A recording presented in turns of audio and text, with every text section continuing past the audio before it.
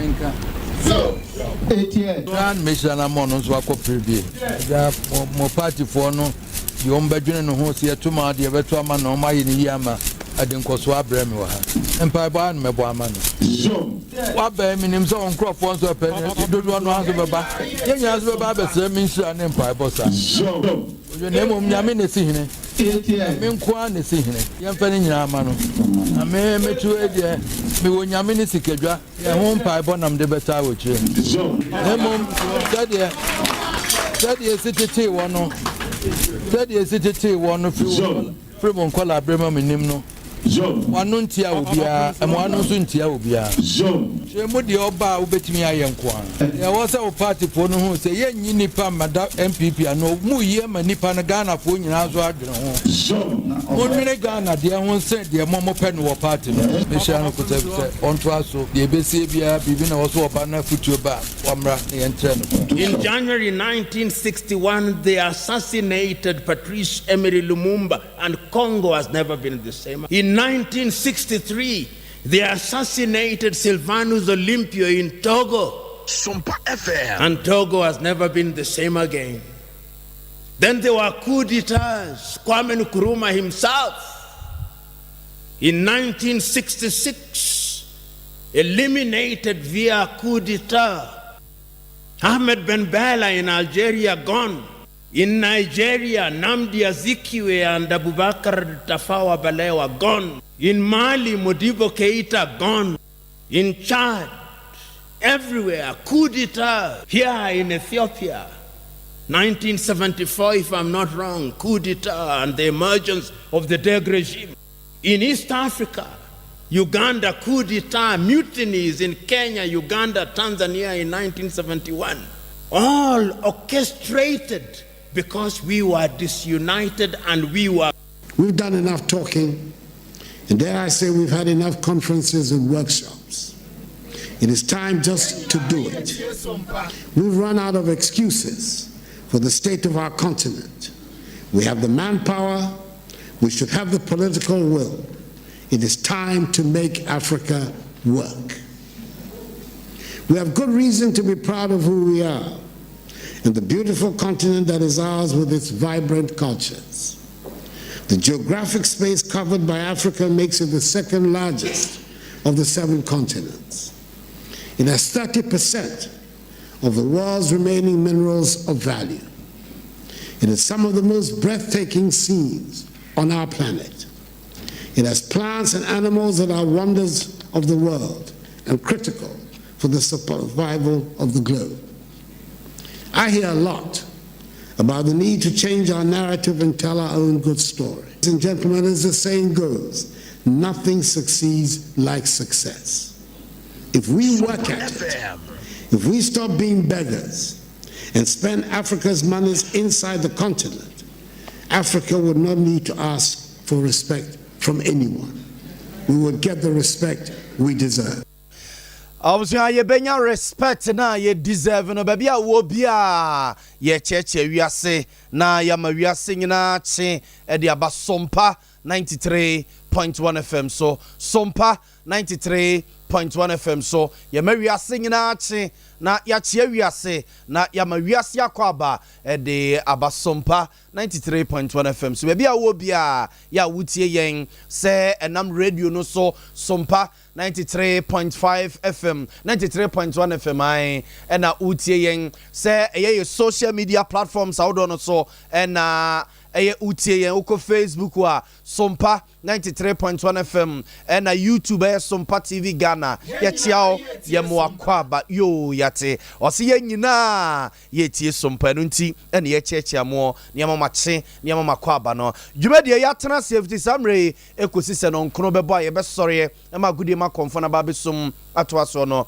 ye ma wiase nyina che na ya cheche wiase e Ghana Fapim dwumade so memenda no pa bia ye tena sese ya na ye si Ghana ho nkonya ye di Ghana ho nkomo na ya toato adwene de afa Ghana ho na ya hwese ye Ghana no e begina yi wa adwenche no nsusu adwene ni ba akofo tirim obetimi de aba be kan ho wa bra o kan ho wo ye social media ye platforms awodo ni nyina so se na maka che no ko Facebook wa SOMPA 93.1 93.1 FM SOMPA 93.1 FM na YouTube SOMPA TV Ghana wa dwenkyere or suggestions or questions and or contributions obetwe di ato no ama ya kenkan di ama and I say be say a text message and I say WhatsApp message na opesa de ba obetwe di afa 0243220044 so 0243220044 so am ya kenkan e de ama medin Edinana Yaw Boamah Libya Borga. So we a brutal bright entry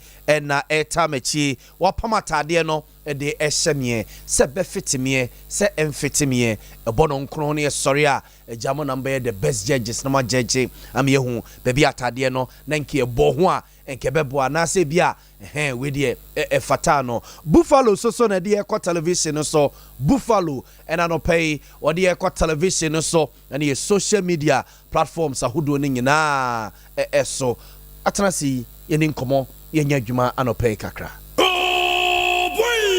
Mama ye betu mi biara ye fambuwa ye mantana asana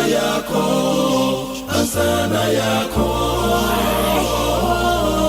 ye nananu omo ye biko enyanwe edrume nusu yansu saye baby to us.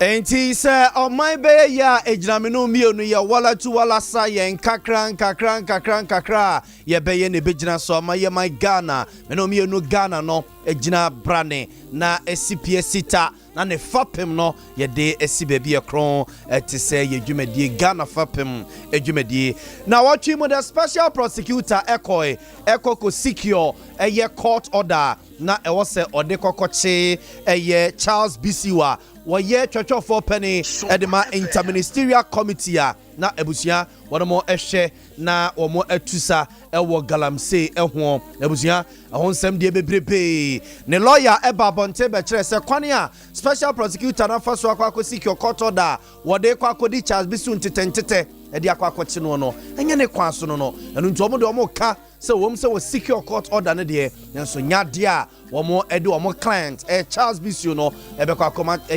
special prosecutor no ama fifimu ni ade opeso ye netimi akozo se na o se ofa channel bi so ye wo mrakwan so a na wo so ofa na so peso bu nani edegu so and am so ba na watchi ye na Charles Bisu mranim for lawyer Nana J Bafuwa edi nkomo emo no so no kire nsem se kakra de kire ye ntia wa kakra Ministerial committee would kasi and this happened of a house. Not near the British in the Troy, let a young sacrament young water. The Chocoman said, "Oh, my now, which house, but nothing so petition crap, buy a mercy, see, I'm not also shares the book.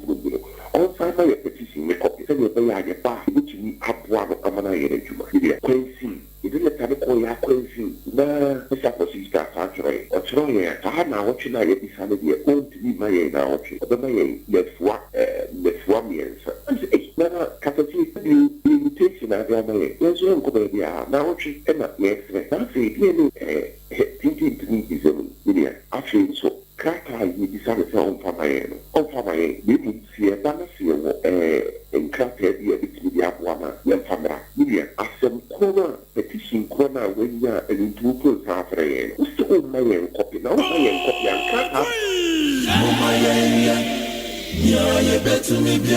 I was going to wear a lawyer at the Charles Bisiu, a lawyer Nana J Bafuwa and Nana Oche in Simo de Trena watching no say Empocrata what they buy and Yama Ujina so now they are investigating a Charles Bisiu no also the investigations no I was here me young na ebia the client in a bar your kwan befa so a ye in someone no besine krata krono a wo de investigate Charles Bisiu no e won sama kwa bebrebe a wonye na dwene se wo de ma ne lawyer sama o mususu otime yi o mo no na ma o masigina se enya de a special prosecutor number so no so APU na busia na watwe mu so mbeka sene so a minister can minister na no share your science environment technology and innovation so Professor Kwabena from Pomboatin na so se pa na so se pa ibinu mo chese ya arrest no wono so kire se yanche no nemum invitation and a woman edema no man ekoye but the we are no special prosecutor no make sure say anye so onya obi e ma ne be ma ne bail anye sa womo enya no e ma ne nko and am so papa ne kasa p this week ni nyina galamse kon interministerial committee no wono adwuma womo ye ya special prosecutor ene abaya hyase se womo atiesie akire no mo bo akire no mo ahwani ma bia antotoye ene nam so e ma na wachi mu no Professor Kwabena from Pomboatin na so hyesa na buzia enu ebeto dwase mampani da John Dramani Mahama so no obeka ya be na wachi mienu na wachi miensanie na NDC amanyuku no primaries womo a wombegina edi amanyuku no constituencies ahodo no nyina mu Ghana fa na nyina na buzia ne ba ye ne se NDC MPs no dodo no a etete toy NDC MPs no dodo no a etete toy ya ne na ni di ahimu pa Alhaji ABF Husseini onna na ni din edi ahimu ewomu mampeni da John Dramani Mahama hia wo nyina form MPs na womo call primaries ya womo ekotete toye womo ntime ninkunim a womo kɔwe wa bato no mu a womo ntime nsa nyina bio emfama NDC amanyuko no mampeni da John Dramani Mahama na wochi mu no ne nra kra wo hia wo num amankomo pino a ekokoso a eja oni nyina ye se be na party ne be ka omo ho abom obi omo nya dom be bi omo duro no enipa ene di nkunim ebeba nti obi bia all hands on deck na omo emfa enkopre nkunim emfa emma party no na busia na wotwe musoso no an interesting story bi sorry ni nyina ayo pani sampiyala na emre bi atwemu na osi Ghana baya na mu ewo India bontenso na osi Ghana baya na mu wo India bontenso na pani sampiyale ede to just say Ghana ye vice president Dr. Alhaji Mahmoud Bawumia akra no onye Ghana ni siese ye ajechi kwesin akwa kukuta Canadian passport ekuta Ghana passport wa kama mansia tia siese vice president Dr. Alhaji Mahmoud Bawumia onye Ghana ni sa wono susu kokwaye adwuma ewo babia Britain okotena ye nyina no kuta British passport wo enu nti ono no kansi ni people say Vice President Dr. Alhaji Mahmoud Bawumia onye Ghana ni sa nti o say wono susu no ye gine tumi different nsam ye nti openi sampia le kakra in the Ghana Commercial Bank or international commercial banker we landed Okay, I don't. Yes, for a long time. Now, Bank of Ghana with the directors call. Okay. To be to the Combinado for Lizin Woho, the former governor of Bank of Ghana, when I was in Woho. Okay. So Lizin Woho. Now that the Supreme Court has decided that SOMPA non-citizen of Ghana cannot be a member of parliament. How them Bank of Ghana in a Aboriginal. This is shipping a British. What's that? It's new one. From way back to 2009, Hassan Akufoka Fanaban was a director of the International Bank. And Bawumia was Lancashire, they addressing a friend and the Papa Danisi way, the GBC Canada, but no citizenship, the nationality they were British. So the question one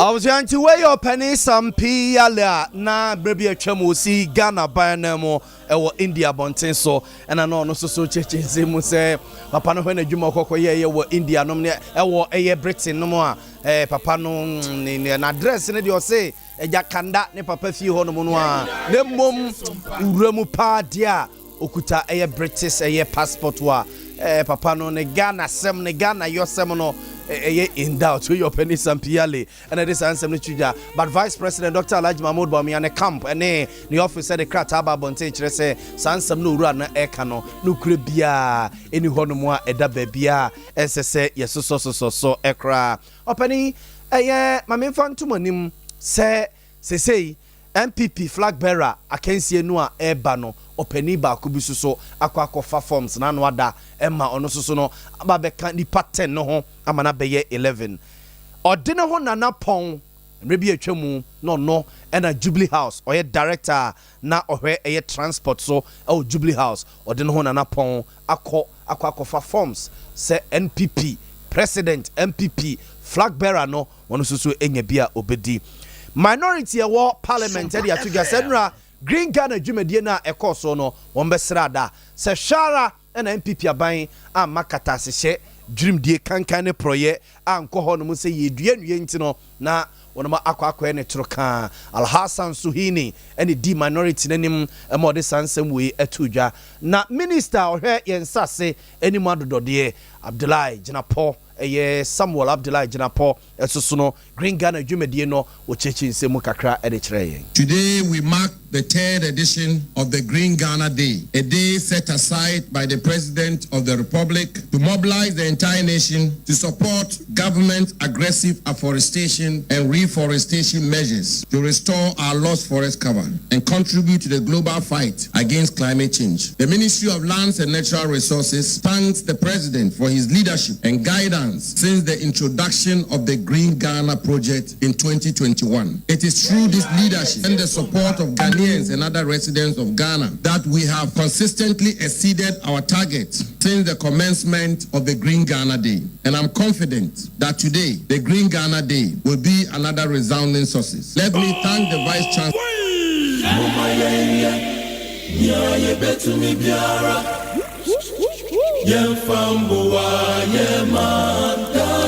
Enti we aye minister ohwe yensase animu adodode ho nsensam openi Samuel Abdullahi Jinapo ena yete ne nka no ena na wo chechi nsem minority ni resi consent we ena aban no amfa dwiri mankum we nua eni yedua na busia na wotwe musoso no ene yenra minority ne dia asem bi tudwa ye sim card re-registration ya ye yes say chips be 8 million nipa bi no man register eno nti ye twemu ama speaker of parliament so de yakwa ko twemu no NDC aban led by Sam George area to just say so odom for ya dom ama Ghana for asaso di tumi amomo bio 2024 elections no a no mo kan say omo ba sim card no omo ebesa ye no foforo am ye register no foforo bio. It is not true that they are using this to fight crime. Because don't forget, the Ghana card fundamentally is flawed.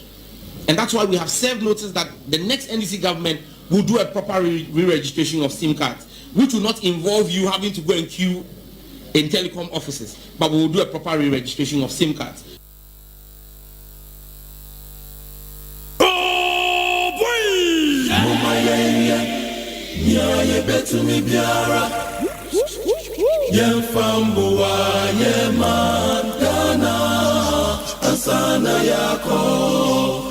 Abuzianti waye mrasebe dwane de ma desia womo ewo ningo pram abatuo empesua so Sam Jata Nete George na yete ne nkano a wochechi nsemu se sodonfo ya doma moma babe dinkunim 2024 elections no a ade omo beye pa se sa sim card registration no a omo do mo fi sa ban we aye ne basa no omo eba beye ne foforo na me ni sa nkomo we enuafo mienu bi atu anamo bi anya mianim nie nipa pinu a enra womo eho dwiri wonum ewo eye kumase ene se openi Johnny eye holiday ene eye Patrick eye holiday nyamianim nie omo ate foundation bi wonomo a kire se nyankopɔ mo wonum se nyankopɔ mo mama metu efia na sika wom na ejapade wom na chese abrempon wom ombeto fia na chese kwatre kwa bibia eni honum nenso odomfo no ya wo moto asafo enti eja eye kukuruhwi ase eni omudo omuti pimpim a wo maame ni omo papa num de omuti pimpim a enom soso eja mrantie omo ede omuti pimpim a ene ne odomfo apeja wonum edu omo esi baabi ekro a nyamianum ne nyankopon ato omo nsam na omo chese omo hwe omo hyase se ne esi kokoyeye ene baabi a nyankopon du omo aduru sese no a na ni da so bia ni honomo emfa emma wo mu na omo ne ni da so bia omo anwene da se nyankopon edu omo ebedu baabi a wonomo adure enti Johnny Holiday ene Patrick Holiday wonomo ate foundation a omo foundation na wo mate no omo adwuma omo ya ene se enkwada omo eti ediboa wonum omo ye very brilliant na ebia efie enibie ebe pia wonum yo yate ebe pia wonum amomatimi akọ school se bia oko university oko teacher training college oko nursing training college anase osu adwuma bi mpo no omuti chese otimi se akoda na ben nanso moa emfiri baby ma eno na eye Patrick ene Johnny Omate Foundation a afi bia omo ekoke university na student bear 50 omo dey say omo so say 250 students bear 250 there omo ebetu omo school fees amomo asua de na nyankopon de dum omo efi oma wusumu no omo etimi de aye adwuma moman no eso abanfaso de amaye nyina enti Johnny ne Patrick enra omo kokwa me nkromansu apon mu ma students over 250 and omo etia omo school fees e de ma wonu mu a sankwada we senye Johnny ene Patrick a ebia enka omo academic year no enka etuotwaye enti omo esre Ghana me adehia nyame ato yensem se empempi ya me ye nyai bibia mo aban so se aban nyankopon nhyiraw nyankopon amfa ebia ne odema oneno a ukutamu no amma wo se wonkoa wo yefunu nti ne mum se be ya wo betena wonsa amana so afoforo so ene ma nyankopon e de san hyira na ema wo enti Johnny Holiday ene Patrick Holiday ese nkola school nkola be 250k university and omo koya omo akwakutua omo school fees di ama omo a omo academic year no omo etwa so every year bia omo eyesa de we nyame nhyira wonum na enkwatenten ahoden wom wonfa no mu no mo nkoso a enkutekuta ye kwa ma no so mene former Black Stars player Thomas Dia ekwa kodi nkomo abusia na watwi mu no ensempinu a ena akoso ewo mayimu titiru ene yenuanom a omo etubata akwakopi America bonten so ura bia wabone yirituo ewo America na ono soso ekunu ho ensempinu a na aba ede afa ho na ura bia ye boni din se ye frene Emmanuel Dua ena ase adewe omo boni din ede bata ho se ase papa na ura no oku ne yire wa America no ne yire ene ase one no wo ntise hobi num ne ade ne kofa sade we nyina ba obi a chese we katoa sa ne enko ma no so ne Thomas Dua enkodi nkomo eni nua ene eye Emmanuel Dua ye ka amanfo e ka no ho asem no ene nkodi hu nkomo Tommy good morning Benjamin di se ho ye anopei Mami adom yede rade ase Tommy enkomo a ye die eye arehosem a minim se ye nyina ye raho sa arehosem a esi wo America bonten so no ebi enye sa ene ye pese ebeba no but onua eye Emmanuel Dua ena amanfo eboni din ede bata ho se ewura no a ye ka ne ho asem se ni kunu abonituo ama ni kunu kura kunu ho bie no na one no hyehye hono according to Odua ni kunu eyeye ansa na okunu ho no ama ni papi so no keke bi ni ade a Tommy asem no etise pa kire yimu tia mo se tia fo nya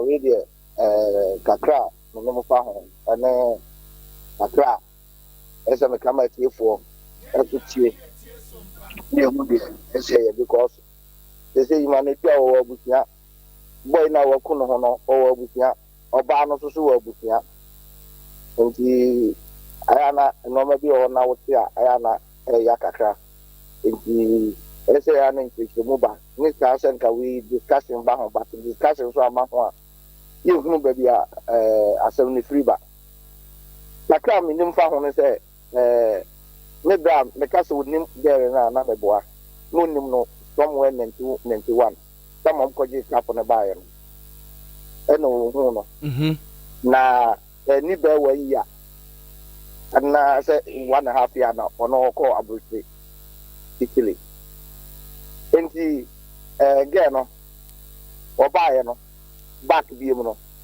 no ni ge ni ho biem obaye no ni ge ni ho biem two me na sia me kwa America no boy no na me ne nam boy na wo ku no no me to mazu na me ne nam wo video okay ofre me wo videos okay ofre get no crama me ne kasa bi because the minim so na wale get no da ana get no so since 91 me hu ni da okay me hu ni da okay ana ofre no what in the film and the friend no ana me get no kasa bi na send video no so amomo okay ana ofre guy no friend you know say say one wale ya jamfo o no ne no wo ma akura no about 21 or so. Okay. My first one. Okay. Hey, sir, I'm going. Me names are happy you. Because na me names are about to am akona kra. Ana me names say get no e wo ho. Okay. E di get no me man for many e ho no. But one ka bibia wa akona so so anka bibia am man hu say when you say we man no dia na ko out. Am akwa anka bibia sa antre ne. Okay. Two, me bra, me the American visa, me to Mazia, me the American visa 5 years. Man, me the man no. Uncle, but uncle. Inti minim di entia. When na sisa ware any year you were 5 years American visa. Any year antinka won't be nkawa. Won't be nkawa. Sister ye dey. Keep an befa no. Imano di akwa buti ache. What people quite countries or nimso a doctor class countries are nimso. If you mean I think that be also no, I am not winning forces no, because we are no be our 4 years. And I wouldn't mean country, the former boyfriend and on the bad wallet, the age him so about the wallet no. Because we might not be on your down, so I said. Se people no be man a develop say you man be a who say age say here 50 something. If you say I say no kwa break ko start life and I said there what if you go fear therefore over 2 Kumasi 2 Accra. If you gana na say no near you na be obu wa wonim no near you no mo keke gu no so no. Eh ya. If you start here for say asem na guy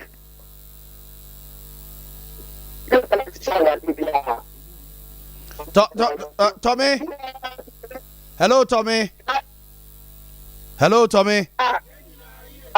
Me can say as I age no dey bit more control this year. Kwa kwa ye juma. Na say awale say afi mo ko ma. Ana say dey. Tommy. Tommy Pachotemenka. Amechonka. Mo Unse uchire nsem no no ka se 1991 a omokoje under 20 cap na ebaye no. Yes, under 70 na Emmanuel Dua edi hu lady no for just 1 year. Mebo asesa na tie. Ai. Ena free on mo ko no okotena Italy. Wa hu lady ni biu. Dabi. Me lady no kwa na mu ndi ni ground kwa because me say no. Mo enkomo na amanfo adi no ebinom o chese ewura na eba Ghana ebeye ne maame ayi na ebinom kra chese wo Thomas Duakra no okọ ayi na sibi ima soso ekọ ayi na sibi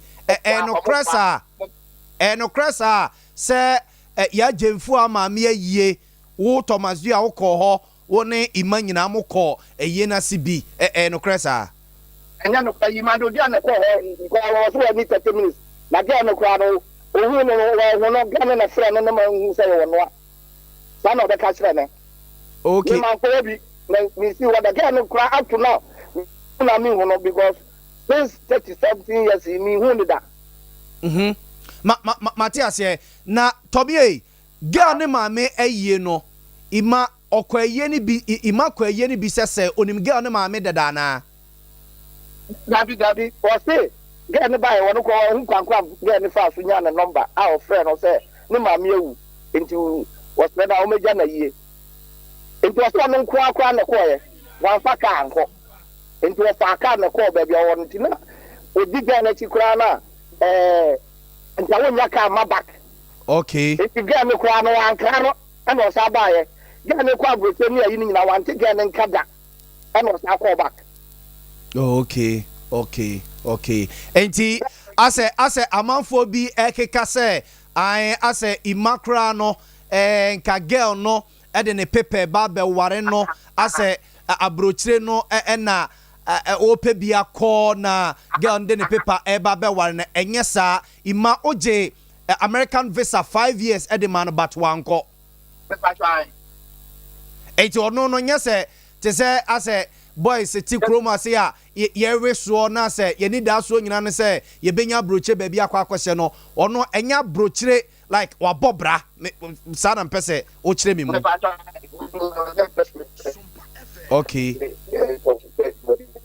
okay na o chire me say ima say so number 52 50 something years me boy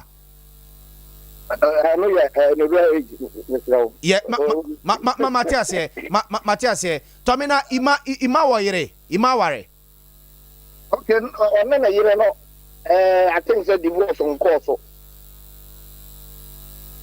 Problem about divorce on course. Okay. Nature says, you know, on any woman. One no ma, our team and will be a fee. Okay. But so our area nyina wari akasa woman your bend day. Okay. Because of yeah now worry now. When timing in nyai kwanti awale sem no near you know. One go to me ma ho say bia when you divorce people be say I said the day worry and I say be atesa no. Oni bibi sa oni say to me no. Na Tommy asemi ba ye ya obra ana unua ima ye bonidin ebonidin wenya kwan ene na hia aha na and if I try to plan am say no board am here because no you be bisa beba me na fufu bi wo ha yo na Sunday na say you be unya ne ma no ta ho ma che ho ha no e no mo ka chem say odi obi ye ko so ha no na ayabo no akwabo no hutuo ana mze ada ino si yesi ma no dia be wale me yere no na obai one na hihya wale ama am so ma ne amaye no ho ade nyina so say because me tie guy back ho enu mu kasa enura interview mu ye no mo program so a so chese imaye ge no ho ade nyina ho de pepe be fa no Lamsi obi a wa busia nti I think that again no kra na issue a edu kwa se kasetia obi si to busia mu nsem nti bia no minim wo ka sa bia na ga ni bi huru na na se bia te sa so bia I don't know because I think na me bia din eti na me ka se asembo ho ne abusa ne hunu ni lai ma to ase serious pa oh yes yes yes me ko busa no yin ama ni yin na no biom na make asa man ko fo se bia ya no yes yin na di ya ewo ye say but ni pa no so so wu ya ontimi ma emechirem ye ma amansa nti ase na mato ase ana find me no because obo ma ti akote na ko no da go na jese Tommy o amuako nim ne pa ni no no ba ko na ama wo say wono because me hu na say and you know the bad approach me how ba bia na me say okay I because say na me say on na is me conversation wa montina en go for video me and me ne to ni ayi ni nyina ne anke no say kojo ni nyina say na go for video enti asemi ba na go for obo kra no say bia mane okay enti say video we nya case ya ba igana na me nim say video bi say ga e ho okay mate enti apako dia ayi na say me ne bo akona tena ho saa ko pe mi free ho okay mi free ho ye ko jame ani ayi nyina sa na me ko ka e de me ba e Okay. Matias. Okay, for say almost a trouble. You be on we be a trouble so Mate. Woman dear, na imadia na pako, Yamas after my banner, you know, yes, trouble. Because I yapa almost overbushia. Matias. Mate Tommy, Miss Medasi Panya Minsrao. Medasi. Yo. Observe we a Thomas Dia, former Black Stars player. And Ninuya Imanodio, no so ebo Uziaka de Magana Kakra under 17 over Kaya 1991 Omokoje Kapono de Ebaye and Tommy Chiri Muse that time no and Usia Yajin for Nenokrana a for just a year and no ima echo Italy eko kobo ne ball nom ne ade ade a if you want one share run baby abiu ekusi se run ma mi wu ya wo chinchiri ya akopɛ ima number and of friend ma ima eko eye ni bi omunyina ma menche mu se omunyina no enyini bomu akwese bia yete soame ha ana kwada so yete ebi asafo yete Ashtown omunyina nyini bomu ewo Ashtown ti maame no wonim no so hunte basa ofrewa eni yedi ne kro nti ne maame afrim na se wa nkwa nkogya ne na ekira ne maame besa afrim bia mo akwa akogya no nti sa na abusuafo ekokoye nti Thomas Dia former Black Stars player ni nua ketwa anase ni nua ene Emmanuel Dia a ono so esi akan de ma Ghana under 17 level onono dina na amanfo ebo de ebataw minim se a difficult moment de ma abusuano se BBC besina yebebo din de abata ho enye is a difficult moment ebesere se tome ososia na wa ben ma kakra de amaye so ho nipa nko ne nchen kakra na ja twato so ne ade de ya ena sese so no se na tome kiremu se amoako a ebi oba be kiremu oba no so a ebi oba be kiremu se ebia metimi crowd makonta o mahene ya dubu achi akwa dwamanu mu obabi so hu na nso na bia ente saa nti asam ne de akwa bese panic ni na han yankenka mo messages ne kakra mo afa Facebook emmamo yedidi nkomo ya Kwame Adomako o se we enjoy show no live ewo Ashtown medase o Ashtown de na ne ma menchia menua urajeyi urajeyi gina je ye boa eje ya ma mente wonkan na kakra bedu hu a na wa makakra sumifo no so de amame Nana Ajekum Maxwell o se o enjoy show no live ewo Kwame Danso Bono East region o so here live if you Kwame Danso Bono East region o say happy birthday and command a lovely friend Florence Lasiche sema modini ya fache mwate Bantma Bequin single or say let's go ono so ne dia wode abano no yaw amekoma yaw sebe amekoma himfie yes yaw sebe amekoma himfie or say great show so yamawache anopei Nana Pong or say good morning Mr. Host Yaw Boamah Nana Pong Mrs. Sumema good morning pa Felix Opon dache hene Nana Kujopon Bampnase or say was sharing live yedase Nana Hema Sapon so ewo London was say hello abusianfo Nana Mejimedi se ho ye obi man so tena de ya na na formati ti amonhwem ho so yi emfa emayen woni ye nua George Ajimendia a ono ewo Guinea ene Ghana fo a omo Guinea anopeya omo nyina ehweyen ya mamu nyina achi nhwem ho so yi obi man so tena na form so what I say and Philippe Champon Kauguchi Electricals Atonsu Station was say or support Green Ghana project ne pa na de hano say ye forest no a ye kodua ne se de ya na galagala fui atiesimu na wo mo ese no we Philippe Champon Kauguchi Electricals Atonsu Station one so ne dia wode eba ye enono and Fernandez Fidel Hayford Fernandez Hernandez Fidel Hayford or say good morning or where Eddie Free Tadi Kwesimintim non the office say the future of Ghana Dr. Ousu Efriya Kutu and some former Greek minister on the bit Melody or Manye Eddie Akoye Nim Samuel Gaska Samuel Gasika or say it is true. Minim ni oka ho asem no a o se eye true no e na Israel Edu GF o say I am watching you live from UCC na just say University of Cape Coast no University of Cape Coast no na just mo messages kakra mo de afa eye Facebook no so ene aboboso kakra e de amamo no enti we Thomas Dia former Black Stars player ena yete ne nka no a ono so edinchemu abana anopai me share ne mu say Prince Obrieboa a banking consultant eyobia wabene osikasem ene ne ntutiemu obejoin ne ofie ha sei na yedi enkomo Patrick Etua a leading member of NDC and Osaso Eka Omo communication team no ewo asantemantema say Patrick Etua soso ye hwene nima anopay Michael Esel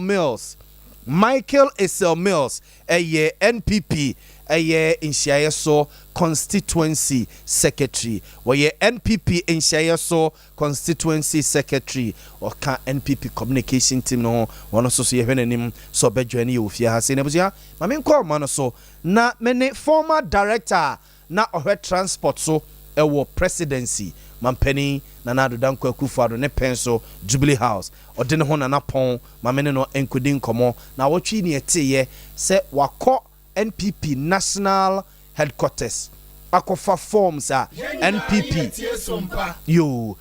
NPP flag bearer race na eba no was say etu ahine ne yesi ahine for emfatumi mano na oni MPP party nanim enkopre to me on the betima breaking 8 no e de ama MPP 2024 nana mache Ebruminia mejimedi sa ho ye bibia boko ye de rade ase na nana kwose hinie yete wonka che me ko number 1 ja ejima kakra bi wo Canada na ja be ku ye ho ejima kakra and number 2 so you say here the whole Ghana men na ya to abayi me National Association of the Largest as a national chairman Peter from Kabomuku spare parts for nyina no because me na be national president a bit at almost by 4 million people the feature me na medano here I'm a national president and na said okano the former director of transport and logistics office of the president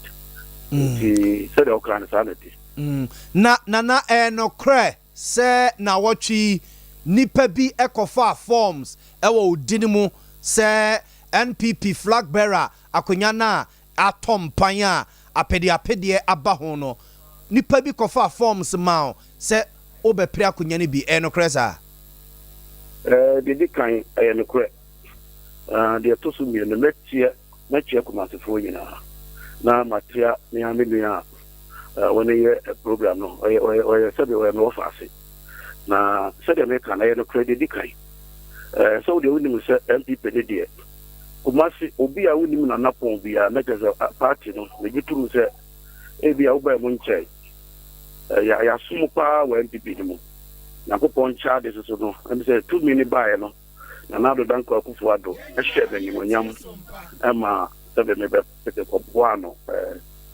Jubilee House na de adro no na nakufo ado asum Ghana man ama akabe 1.5 year no woko abana sa no na party ni so no akonya beto adihye na pre entino na hu se nipa bebrebe ababe fedi as a national president of Ghana National Association Garage be gitu se yenia vice president the Crab office de na this year be 2 million se eduru ho a yemwa no so no ontimi ni president ni bi ya gina this year na to and alanjira mate so aba me office so sa nipa bebrebe aba me officer omunyina no sabi o omode adese ma menyina ye papa wada ma why me pacho yo nana pon mpacho yo ma me yo Abusafo ye ne odene ho nanapon na edi enkomoi or ye former director of transport ewo eye presidency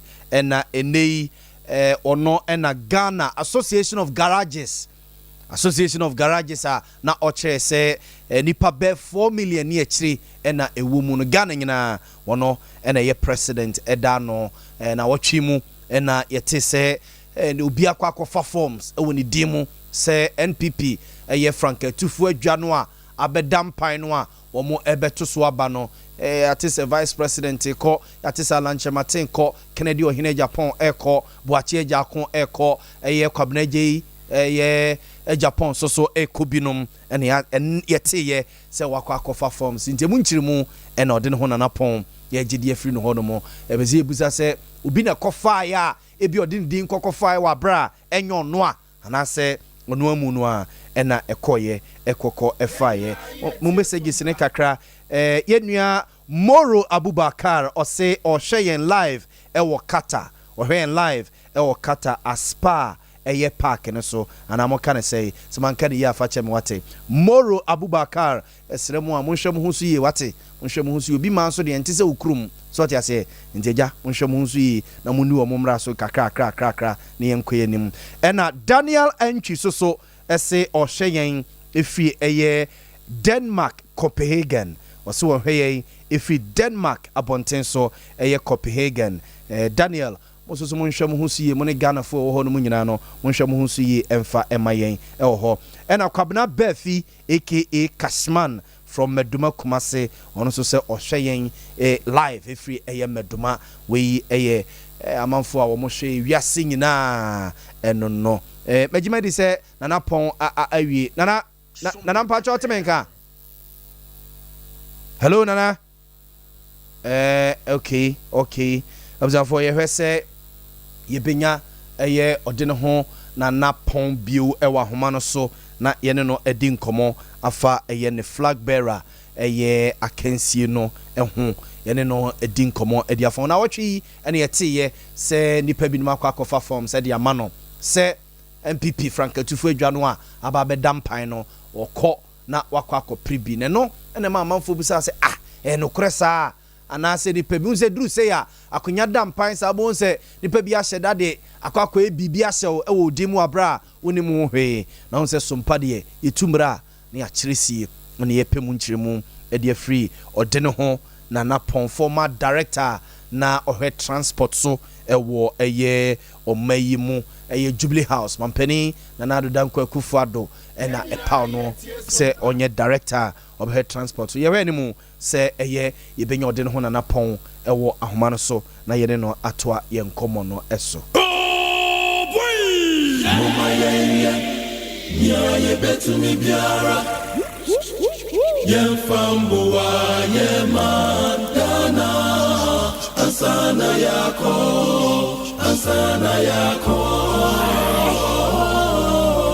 nanu moye biko enyanwe edrume nusu yansu seyebeyebi diatuasu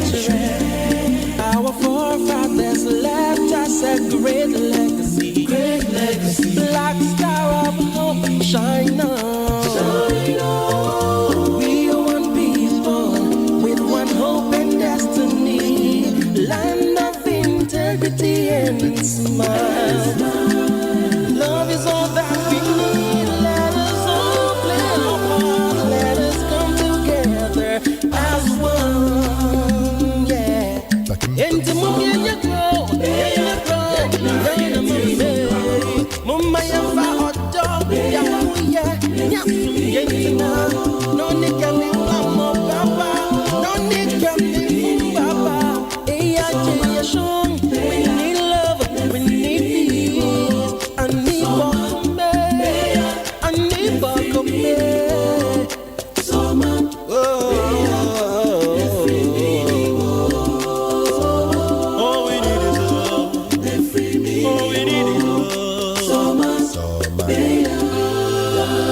I was a young man, so na yenkodi and komo kakra yene His Excellency SOMPA Yale yene His Excellency SOMPA Yale eko akwakodi and komo kakra na wochi and komo yate se Vice President are reacting the office are reacted to His Excellency SOMPA Yale asemo ko kan say Ghana Vice President kra no ekuta British passport wa ne Ghana ni yesem no NCP NCTA the office of the Vice President Ababontin abereacte to sa and semono His Excellency anopay me ba choye mo achi o yeah me dear it say Eradia dom na so e yeah me dom ye de Erade ase anopay de enkomo aye die eye enkomo twetwe a woni ye nuanom eye XYZ ediye efa His Excellency the Vice President eye Dr. Alhaji Mahmoud Bawumia ho se okuta eye British eye passport wa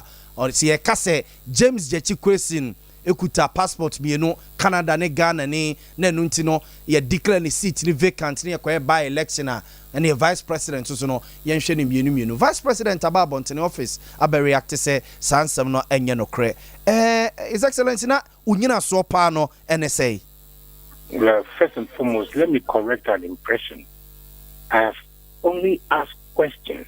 As a lawyer, I was doing my research on citizenship in order to contribute to the debate on the nationality of Judge question. Now, in my research, I chanced over a document that says, up to 2009,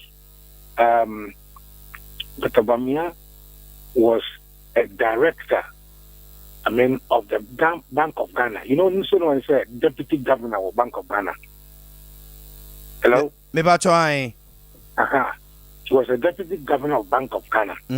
Now, when he was a deputy Bank of Ghana, in line with their traditions, you were appointed a director of the International Bank of Ghana PLC, London. Rollins XSR Bank in London. So all the previous Bank of Ghana deputy governors, Fichikobna Dufo, Edward Paul Aqua, basic current governors, they have served as or are serving as directors. Now, surprisingly, I saw Dr. Bawumia also being a director. Now, we check here, Dr. Bawumia, the address is Kanda. Now, the date of birth is also. And now, we hear the nationality, we're a British citizen. Now, that shocked me a little. So I asked the question, sir, was Dr. Bawumia a director of the International Bank? Yes. Has he served there? Yes. And what did he write for his citizenship? So I wanted clarification as to how and why he should state his citizenship, nationality as a British. That's the question I asked. Okay. And if he was a British man, at what point did he renounce his British citizenship? Right? So my expectation, my reasonable expectation is that the Vice President, very active, as a man of his status, he just don't say it's not true. If I was Gideon Bwako, the person would do a good service to my boss. I would have published the certificate. That's what I mean. The passport of Dr. Bawumia when he acquired it. All right? Yes. And also answered the question whether or not Dr. Bawumia had ever worked as a director and registered with a register of companies in England from the Omofreno company's house. Whether his name has ever been registered there. Indeed, of course, companies houses now. It didn't be Dr. Spielgabra. Dr. Spielgabra will register companies in London. And former Auditor General, we also see his name there. You understand? So that was the question I asked. But let me say, I've been overwhelmed. Honestly, Ghana,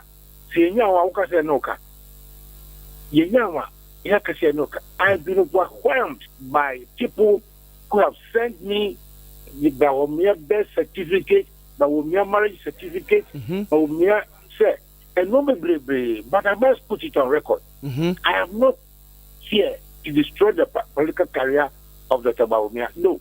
If you go me, I want any competing put the information back, but I am not going to use it because I am not in here to destroy Baumia's political career. All right. What I simply want to know is Dr. Baumia, he was very vociferous about that some people from the Volta region said, "Omi Togolese." Okay. Okay, I was saying 73,600 people are Togolese. So for a man who is so passionate about the citizenship of others, his citizenship, when it becomes a question, we should ask for answers. Okay. All right? Matthias. Now, Dr. Baumia's wife, is a Fulani. Yes. You understand? And this only recently, the Fulani community have made a press conference. They have been denied citizenship of Ghana, even though their great-great-grandfathers have been in Ghana. And I was wondering why a man who is so passionate about citizenship will not even fight for his own wife's citizenship. These are the questions I put there. But I'm not here to fight for anybody's political career, to make this trouble with me for the advantage of anybody. No, I'm not. That's not what I'm in. No, I just asked reasonable questions. Okay. Out of my research. Okay. Those who have sent me his marital certificate, the marriage certificate, those who have sent me the entries from Bank of Ghana and others, I thank them. But that was not for my purpose. Okay. Yeah, His Excellency, Sanche Muwe Nana Yepe say Ebebane say so Vice President Dr. Alhaji Mahmoud Bawumia 2000 Mampenida Dakufo ebedi president about 2004 2008 oko ena yehu no say Bank of Ghana no ye deputy governor ntina manfo busa say sabre na president Kufo appoint no as Bank of Ghana deputy governor amana ba be ye adwuma no sa adwuma ni nyina o ma anye e wo no ho say also ye Ghanaian fully Ghanaian ansana wetima ba be sa adwuma na and I said that I ask these questions at the right time or answer these questions at the right time. But what the Vice President's office should know, and they say, public records do not die, right? Public records, it's available. Once you take the right steps and pay appropriate levy, will be given to you. And nobody can corrupt public records. That Gideon Watkins should take note of that. All I'm saying is that as at between 2006 and 2009, Bawumia was a deputy governor. And by being a deputy governor, he registered a company's house in London. What nationality was he recorded? He should answer that question. He should find out. Yes. You cannot be a British citizen. And then when Kufo appointed me, he took steps to renounce it. Yes, and this is my renunciation certificate. Okay. Is that not the case? Okay. Sir, public records na wo hono no and a Gideon Boakon and the office of the vice president. Omo update and the latest one. I am saying sir, me Gideon Boakon tweet. But I haven't seen Gideon Boakon's denial sir. Vice president was never a governor of Bank of Ghana, a deputy governor, and therefore he was not on the list of governors. Directors that were listed on the register of companies that were London. I haven't seen that denial. The Mwakun says that Vice President a Ghanaian or only one Ghanaian passport. That is fine, fair. Why wouldn't he publish date of acquisition of the passport? Okay. Why wouldn't he publish it? Okay. And okay. Matthias, His Excellency. Who challenge you say me Ghanaian? My catcher say me date of birth in it. Me the pictures your woman I was publishing so that I'm resonated. So we are not Ghana. When penny is the rank of vice president, right? It is a can't say one. he should be forthcoming. So yes, I had a British passport. I didn't have a British passport. When I had a British passport, upon the appointment or before my appointment, I renounced it. And this is my certificate. Simple. Okay.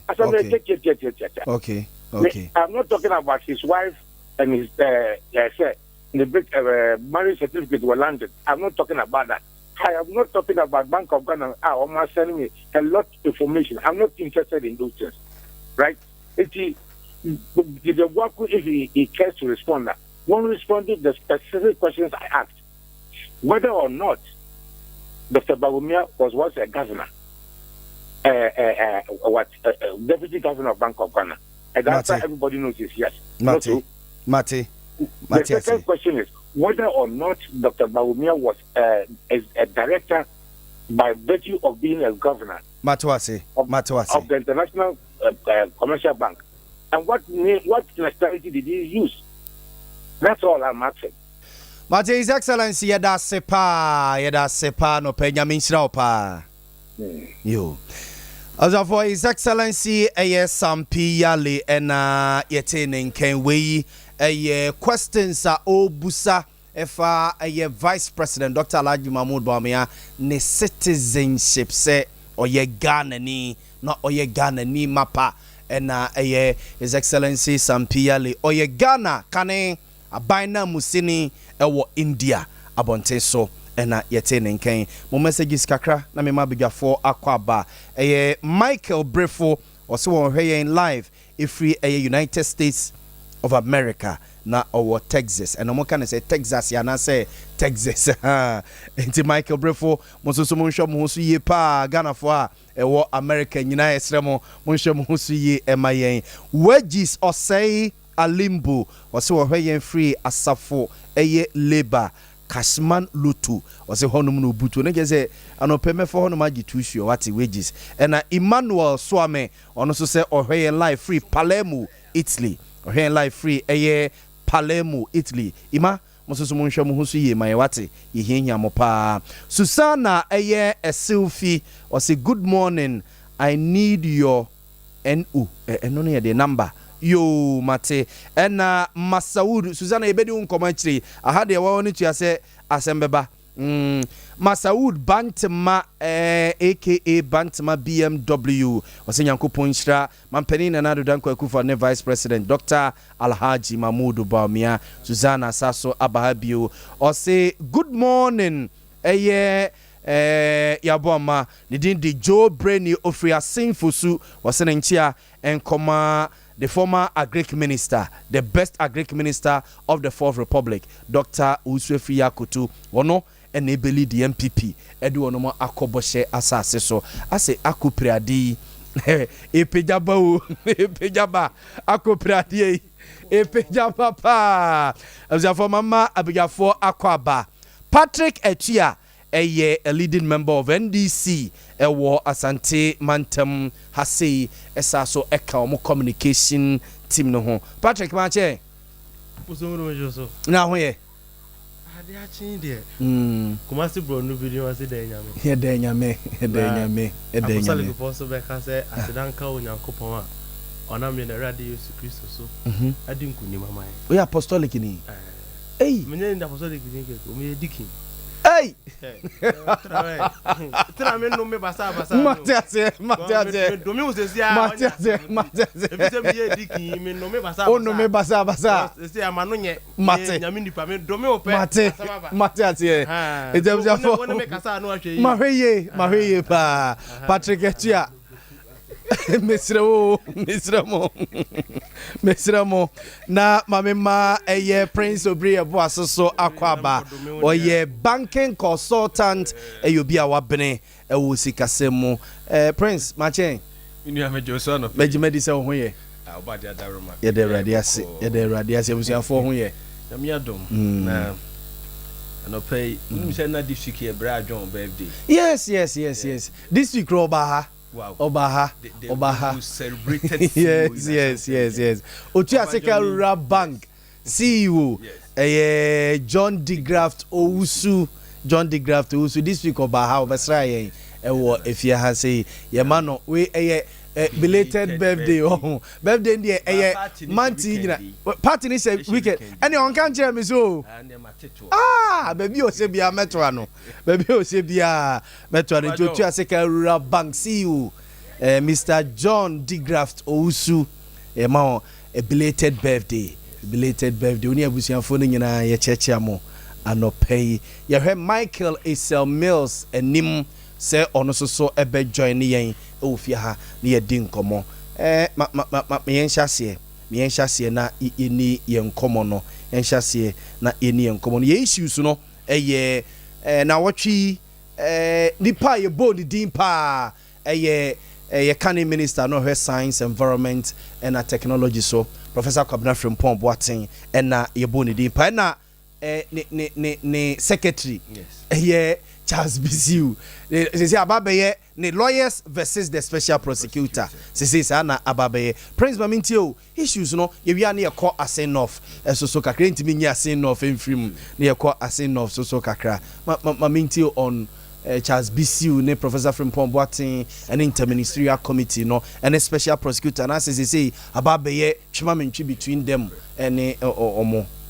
Yo dedikai mamena wase wakwenya ode mami na menchia yetifo eni ahwefo nyina dedikai mame pass a quick comment about the last interview away. Okay, Dr. Alhaji Mahmoud Bawumia citizenship no. Okay. Yaw o my Ghana yenye nipa ye per research bebre. Good. Asama his ambassador akofade abe. Yeah, Sampiyale. Me 5 years ago ana me ye ho adwuma se nanka minim se issue ni beba na ka me the details ni bebre ye den okay what am tia me bomb and me try say I think the issue was somewhere first raised by akwabi amon person bobo ndi o mo fide so Kevin Taylor. Okay, and I took the pain indeed. There was a website that quoted Dr. Boamah having hold a British passport. In fact, that website, even went ahead and mentioned Niyiridin, which at that time the woman was a foreigner. Any other details? So I think that the information former ambassador requesting on just yes or no answer. If he has renounced that passport and now says no unkuta passport, UK authorities na yam from so they share what say okuta British passport. I don't think you know being a foreigner na ye me trimu na kakra because I'm no say ne papa and is it Abu Ramadan meboa the former PNC and I say PNC national chairman which oye Ghanaian all these years ja politics ye di achiri nim say oye Ghanaian na ne maame so is it Hajia Refinidin omo nyina ja ye di politics e chikakra ye won say omo ye Ghanaians nti ne wife no be ye a foreigner no enim so ba school so okay anywhere here school dey say enim say foreigners e be say my memory serves me right here marriage ni took place around 1991 that time information no mo dey to one okay makase nsem bi one sensitive no be kan I take the pain. Yes. And Okra Vice President Juma as Deputy Governor of Bank of Ghana. Before so Baba Juma as Deputy Governor no Juma wa bruche. Bino mo chese o Juma World Bank. Ebi chese o Juma IMF no any ade. As to say na America and I say UK there. Me ntimi ma but o Juma IMF ne World Bank. Itebia sa years no de kotena ho no no ma na yakwae ebi a British passport. We are not making any allegation. Sure. Papa ne say he's been attacked. Yes. And then we are just saying that basic harmless information. Yes. And I will be saying sure. Questions are ebe boy yama yate enye bi ase because ebia oche say in 2009 na sa public document no na eda ho no mo say enti ebia 2009 edibc ne de emutwen about 12 years so say enti 12 years there at least ebia update bia ba na bia sa website no so na bia sa update no encourse na bia kofa sa nkomo we ede aba yura his excellence me claim for sure so meaning say Gideon Boakonom update yen on me so react but or react with a post and na on my ne a date of birth ne but e bia me say going forward or the document ne passport ne e bia ne nneɛma bi bɛba abɔnten ama yɛhu yɛate nneɛma se ɛyie banka kɛbɛ no nwanwa sɛ all these years papa yi the ama asɛm no wo mo kana Dr. Baumia ɛyɛ Ghanaian. Yes, so a Ghanaian. But once he's born to a Ghanaian father and a Ghanaian mother. So company registration the law requires that year be an Uber register with your directors. Yes. And on yearly basis Uber renew. Okay. So information about panel one of the website as a time now honor I register no they quoted a British passport. Okay. I've cited this information before. Okay. This does not say ebesine or da sukuta. Sure. Inti na make say a harmless question. Sure. They should come out. Sure. Ya ko enim no. Na watwi mu Ghana ayehye bebre na ma menka say wo hwe eniema a ekoso na leaves much to be desired. Emra ana emra di wa emfa ho ne tumi a wo ne kese a wo ye den oye you must abide by the laws of the country. Na edru baabi na se emra no wo ate anase we implement no arbitrarily it raises much concern about you the enforcer of the law. Yeah. So we share special prosecutor and Professor Frimpong Boatin asema abeya. Yeah. Obi bebusa say entinye enano asema ba ye na Professor Babonten be kan say or the document be called presidency would have the special prosecutor ebe twaso aye de oye. Yeah. And okay questions ya special prosecutor epes obusa Frimpong Boatin a legitimate questions. But you know information system or information sharing timing of asking questions very key. Yeah, very important. Whether that question is relevant or not. And then you know enipa bebre adwen ya yo mo say enam say professor din information abcd ba yenti no to me e wo bi honom and ya activate the higher authority say wan kan wano antumunti. No correct. You must suffer these consequences. No correct. Say sanetia a very unfortunate and enyadia ebebo oman no. Yeah.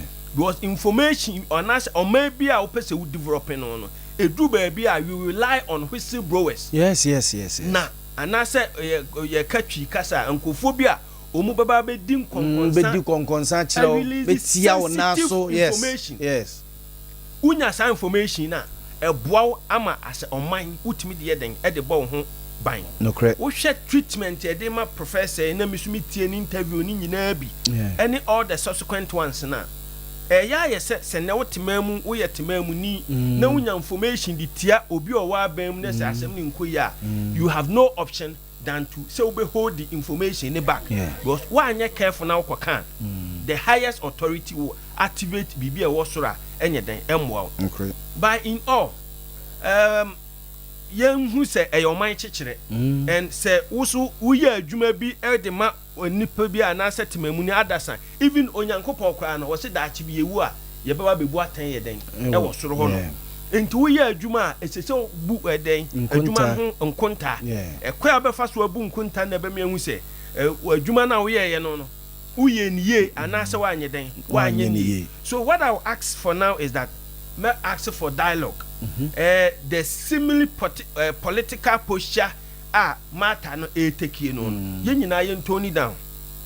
Yeah, so how my Ghana ebinum you worried about the approach of the special prosecutor. Yes.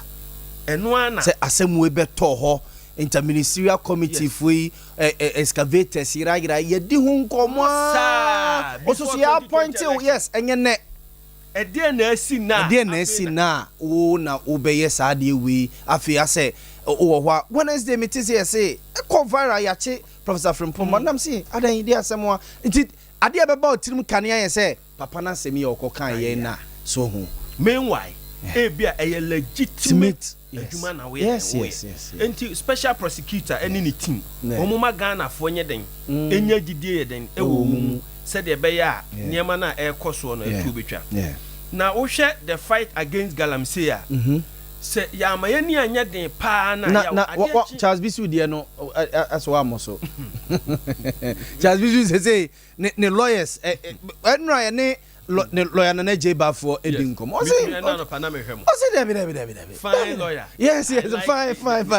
Oye brain akwana ben ba. Asema me busa am ho ne say emra no ebi a favor bi ana me no mienum na ye ya police need me bo ra fie o warrant so o me fa o ma here do say content ne kra no on disclose so be catch us say wo bibi a uduru ho no ma ye the details ne yes omo bro for back say anything you do or say will be used against you in the law. It was able say yet mamufo ne de say one set of law be yeah and ye DTI na wo mo political appointment upper class for no say oh my issue is when nyina ye nyina e Ghana nchechire yeah when nyina anya dey yen kan ye homo sa anya ne sa na niema no toa so ne ma ne ko feel say ye wo animals kingdom yeah obi de ba yetimi kan obi de ba de yentimi nka de a ebedu ba bi no hey timamufo na de omu baji and the law enforcement agency need do that stage na because any majority no omu ntimi nya den enye ho hwe and masema me ka de afasa issue we ho ne say level heads akoma enye den emra form na that social media banter any de keka ho na emra form me ka de ma no asi on this subject ya wonim so krom ha ho wo ha pa na so pese wudi na ya smart ya fa wo ho bo MPP na NDC sao me nua Patrick Tuhui Patrick say nyano kre ja mo na mama enkofo ye kwa nom dom una ba bia obi a hia politicians dey muska na sans be min ka sika ho anya no kre ma me nwie ba so pese udi ya Patrick uni ye o de manunwie na o pese wunya protection pa probably protection na me pese me kan yes o pe protection wo hia fa ho don se ku obi akọ na that protection na be mu akodi ye no Yeti opa me ante Patrick sisi are the next 1 minute to masses gidi police for ho be po na me dey na me examples bebe he me obi fa me ho yes ya chicken de Japan we nipa ko siri pe ewo police station ho no my worry is ya chicha ma untumi proud to is it 2020 elections ya is it Koko Ido ho and omo inviting or Greater Accra ja eti yen hwe oman na ye build no se wodon ho kwahye ba bi a emra ne niu wudi fo wudi bi mo as soon as ye be fro na no eno an se wa twete wa twa to Facebook ya frɛ me ubenya militant wo mu nyina ye edu wachi ye toa so ekekere oman ni say ya enya de ebeboa ye eba ne sa ye tu wo mu nyina afo na wo manti a ye de ho bagim obokom kra na nipa na ye amase wo mu to that place no nipa kro no edisika no wanfi wo wa ma wo nipa kro no di ni sika no a onya an appointment kra bi kra wo frɛ no kra wa amfa one few but edru say ne ho aba asem a ya kye no a ye pe nipa de akogu onom no ho de ya kai unti at times ye ntera se ne so no let's start ya analyze issues ni bi obi ka se ye bibia tena se ne analyze na no ekosi sei enene oba me honom a oba be ka se me nkwewe unti let's start to do certain things right ni yen say briefly on statement bi a is it Obama eba o my Ghana mu okaye was say as a country we should look forward to empower institutions not an individuals unfortunately for us all the state institutions one way or the other no politically affiliated it depended they were or power and the better how we say then organize you presenting national issues my issue is yansesa yakwenim no emwa wo man yam de we besi ha yo abzafo ne dey the Prince Obri Yeboah oye a banking consultant esaso yobi a wabene ewo sikasem mu mekọ Patrick etu ya ho nemum mo messages ne mo boso kakra Adidan traveling and tour Adidan traveling and tours semamu dini ya fache mwate ose owo Dubai and Oshayen live free Dubai abonten so ose Boa ma woni team no panel no mo ye a great job na ose a send off seat ne de kwan bia so ebe ye MPP amanyuko no edia Adidan traveling and tours almost so omodi omodubai omodi abani o Facebook. Raymond Ousu audio asa obeton cement you and Martina Ousu Boateng or say show no loudness as ye clear our University of Education Winneba Ejumako campus or say please send me regards to Reverend Kofi Ajenim Boateng our God's Family Baptist Church war amuom achiase. Oh, okay. Reverend Kofi Ajenim Boateng yes so God's Family Baptist Church war amuom achiase Kenya se kwan so Martina Ousu Boateng say omwache anopei Joti or say for mumusa ECG for said the adepa na ekoso with omo network ne omo meter 7 na de bia omo sorry a tarifi omo tutumu sa no we Joti dia wode aba MC ya prekon esoso aba ono de Greek minister Dr. Usofri Akoto no beka ne wasem say ofiso no ene betima save your man ye 2024 no break 8 no e de ama NPP mo messages kakra o Facebook ne aboso no Patrick interministerial committee omadwuma omaye and Professor Frimpong Boateng this week e je call no so and Charles BCU ono so the lawyers and special prosecutor menko metino see you dare not because enyamra kwan so na wofa Patrick Yechia baby ya ba bedu galamsey and interministerial committee ne special prosecutor the juma oye boga ma mentia mejo so amanfo nim se o gane me Libya Borga amanfo nyere amanfo nim bacho omunim bacho omunim se wa na no master bishop mo say na bo amakwa ngane nim so ni gane Libya Borga Patrick una nima de kura obekasa semwe na obekasa semwe una nima de kura na obekasa semwe ni guy name the Libya Borga edi Borga ma mejo so Patrick na meja senior obi ebo ma mentia asantemane Ghana nyina this through ni ya party for mu ehwe okay ma mentia me boss na bo Joseph ya onim ankoma abane say but before say make asa national service for e dey nkra bia me say me tena bia me nka ma okay say busumi miensa ni emai nasa amrante no mo ye national allowance no allowance susu bia nkra na ha jo parent no say madaroma mo frɛ me na me ba platform bia menya bia meka say 3 months na mampanyina ku fa ne nko fo ntina say so musika no so 500 and as a 9 5 as a 600 enu 600 no mo tete coins kakra bi ni ade different na say o ya do akoto me ya national service so say hurioso Ghana Kokobo o ya national service when say hurioso yeah Ghana Kokobo okay ntina ya say me ko high down hurioso na me kotena o nti fa say ya do akotena say hurioso uni mo bia o one high down single room bi na ati bia o na allowance kakra allowance you cry saying sama so you can imagine what they are going through omo nti omo kan ya nam so pa we dey obesom we ba metena bia aban misrewada we dey adwuma pa yenim adwuma pa yenim se mo ho modin yenim se mo oman ne say ya na mo se na so national service for ne die mfa mo cho mo hwe na mo ntia mo na atameshi enya kra ansa na beko onim no me pacho me so me associate me ho with Kwame okay with national service assembly and they say enam say sika na e ma ninti no say me so my standing order e wo market afia na e ba no so why standing order say standing order mo nu am nketo mienu a e ma enti wa na me de ne to ma no na yes say okay bra ye sika ni nyanya den nyama it's a very say na nya ba pa at least me ko rebate ti kwa me we there measurement oh yeah it's a very it's not my kind with the yeah okay it's very bad okay ye nko ye ni mo na ye kwaso aka Ghana for so say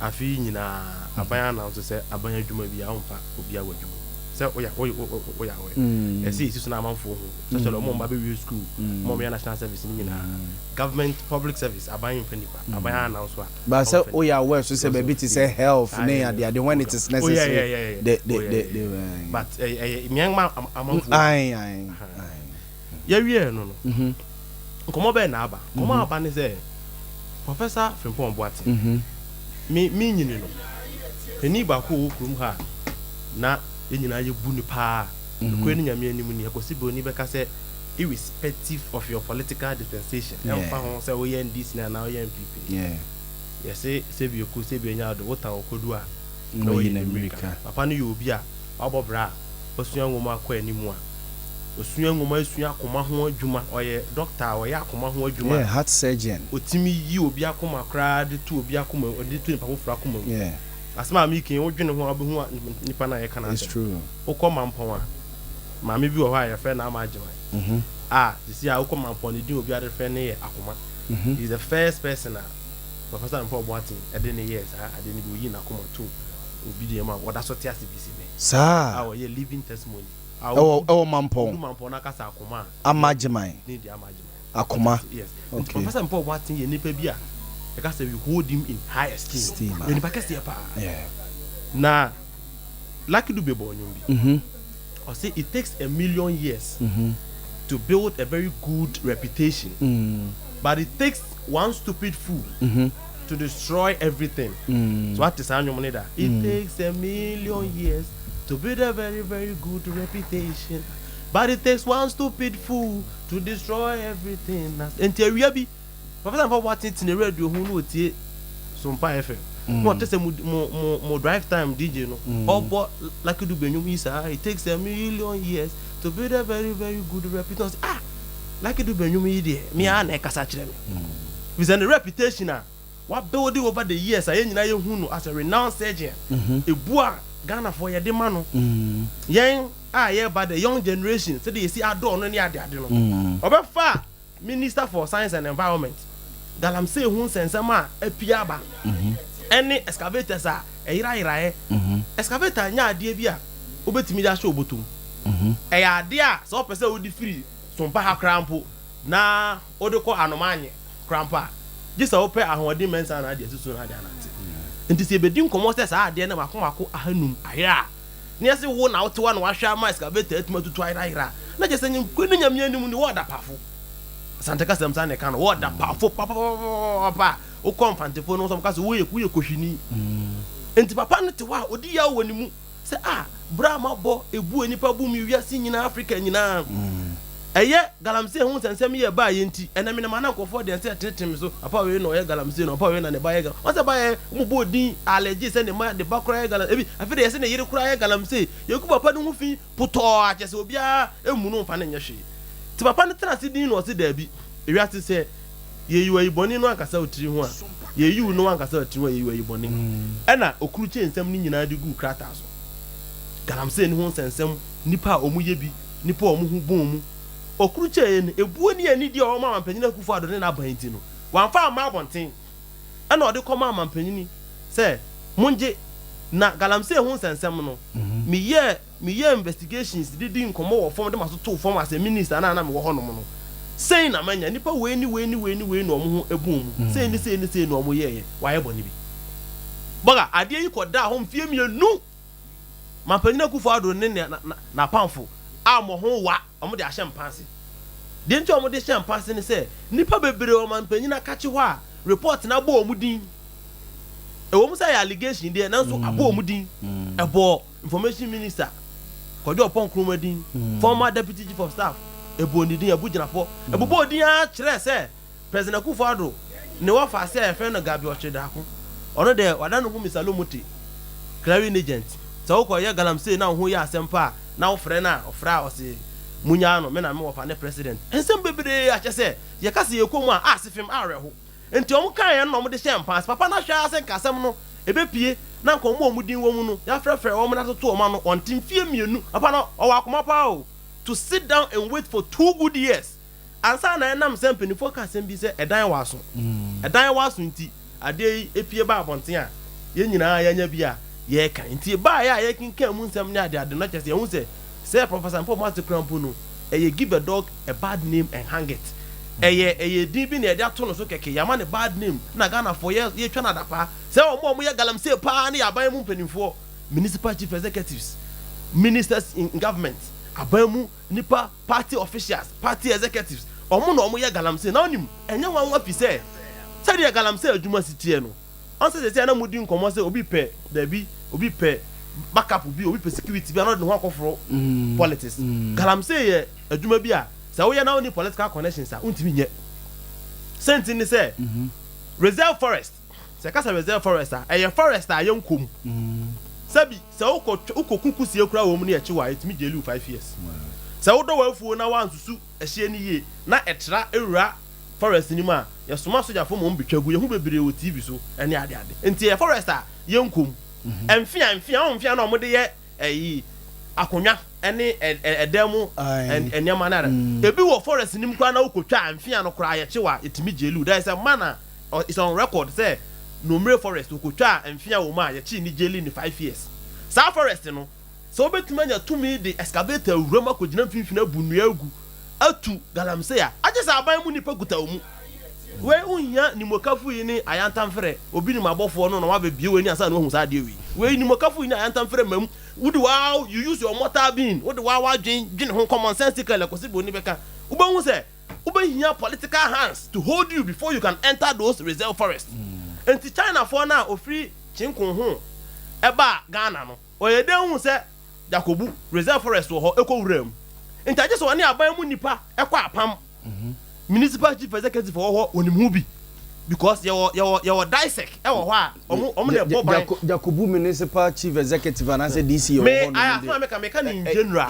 only example yeah me Jakobu ni there because of omo case na e ba na media focus wura inside na but me adance say DC ni nim ho bi what I am talking to you say I am speaking in general before you can enter such a place what I say you have to connect with the powers that be within that area asana what imiako so the municipal chief executives municipal chief executives some of them are involved in the galamsey and it is reported in the buttons afeni wa qualify there ni some of them enti I know they senior Swami MC ukase odi galamsey you no be fair to Swami MC Swami say galamsey site na wa enkomo na mi don hwe na matate enti agesa woni omo ka bom no awuram unum say forestry no forest ne kra no aside soldier for ni police for omo mantam mu omo boni pa ho ban ye wo forestry commission a ye tua nkofo ka omo so te forest ni mu omo so mo kicho say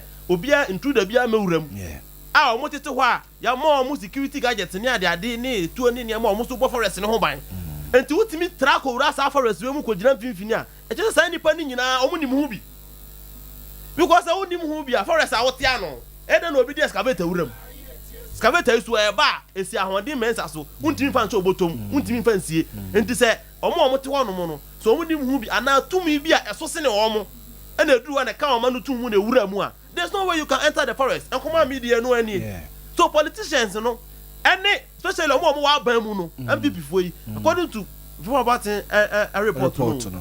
And omo ne eye China for chinkun ho ene sankuntun on tan ko fon no nam kuruma se omo ne o maka bom ene omo tu galam se no omo say forest no entina ye nim se nke ye betwe ne pa bi aso a omo aye hu omo on camera videos so omo di bribe so hu chas bisu video ni ade ene sa omo na yesenka ye da sorry ye no omo egbo mu din ni mumu no ene hu se bia ye frefre omo ne ye tutu omo no ni ade we de papa na ono ade ade ba abonten no ono mom ene yakwa kwachi no o se etwetwe aso ya dene kwatana ho a o se ye bona beti kekesin esi 2 million Ghana cedi so ampo obi ama na amesan ya na me se ye bo abeti for na 2 million e bo tri mu dan ka beti 100 million so enkomo aye di nyina ne se do mebu kasen bi o se o fight corruption fight to back me see asesi in my own perspective I believe strongly say Professor Info Boatin corruption is fighting him back in his attempt to clear his name.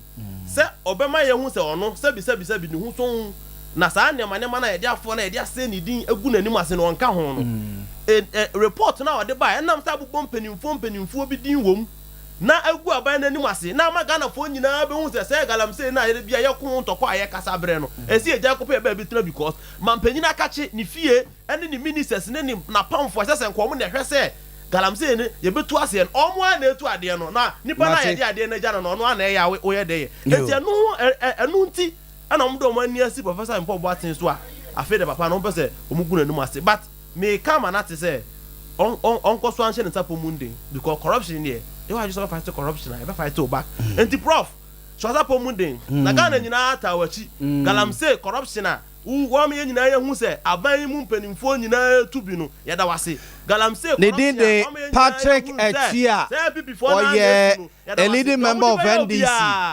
ewo Asante Mantamase wo communication team odi emuntintimai mame Emma Michael Ismails akwaba na yeni nkomo Isel mache chief mejuso na hoye nyame adombo ye de Awurade ase galam Awurade adom hoye pa galam say interministerial committee and a special prosecutor na djuma oye was asem we hu this week abeye he dru baby Charles BCU ejina ha ne lawyers jina ha ono special prosecutor no so ejina ha mamenti o SMS yo menia mamencha na mencha ti for na reform adebra o so any di djuma na no pay na abusia for so bofi ha so me fanchi akese so ma obibiara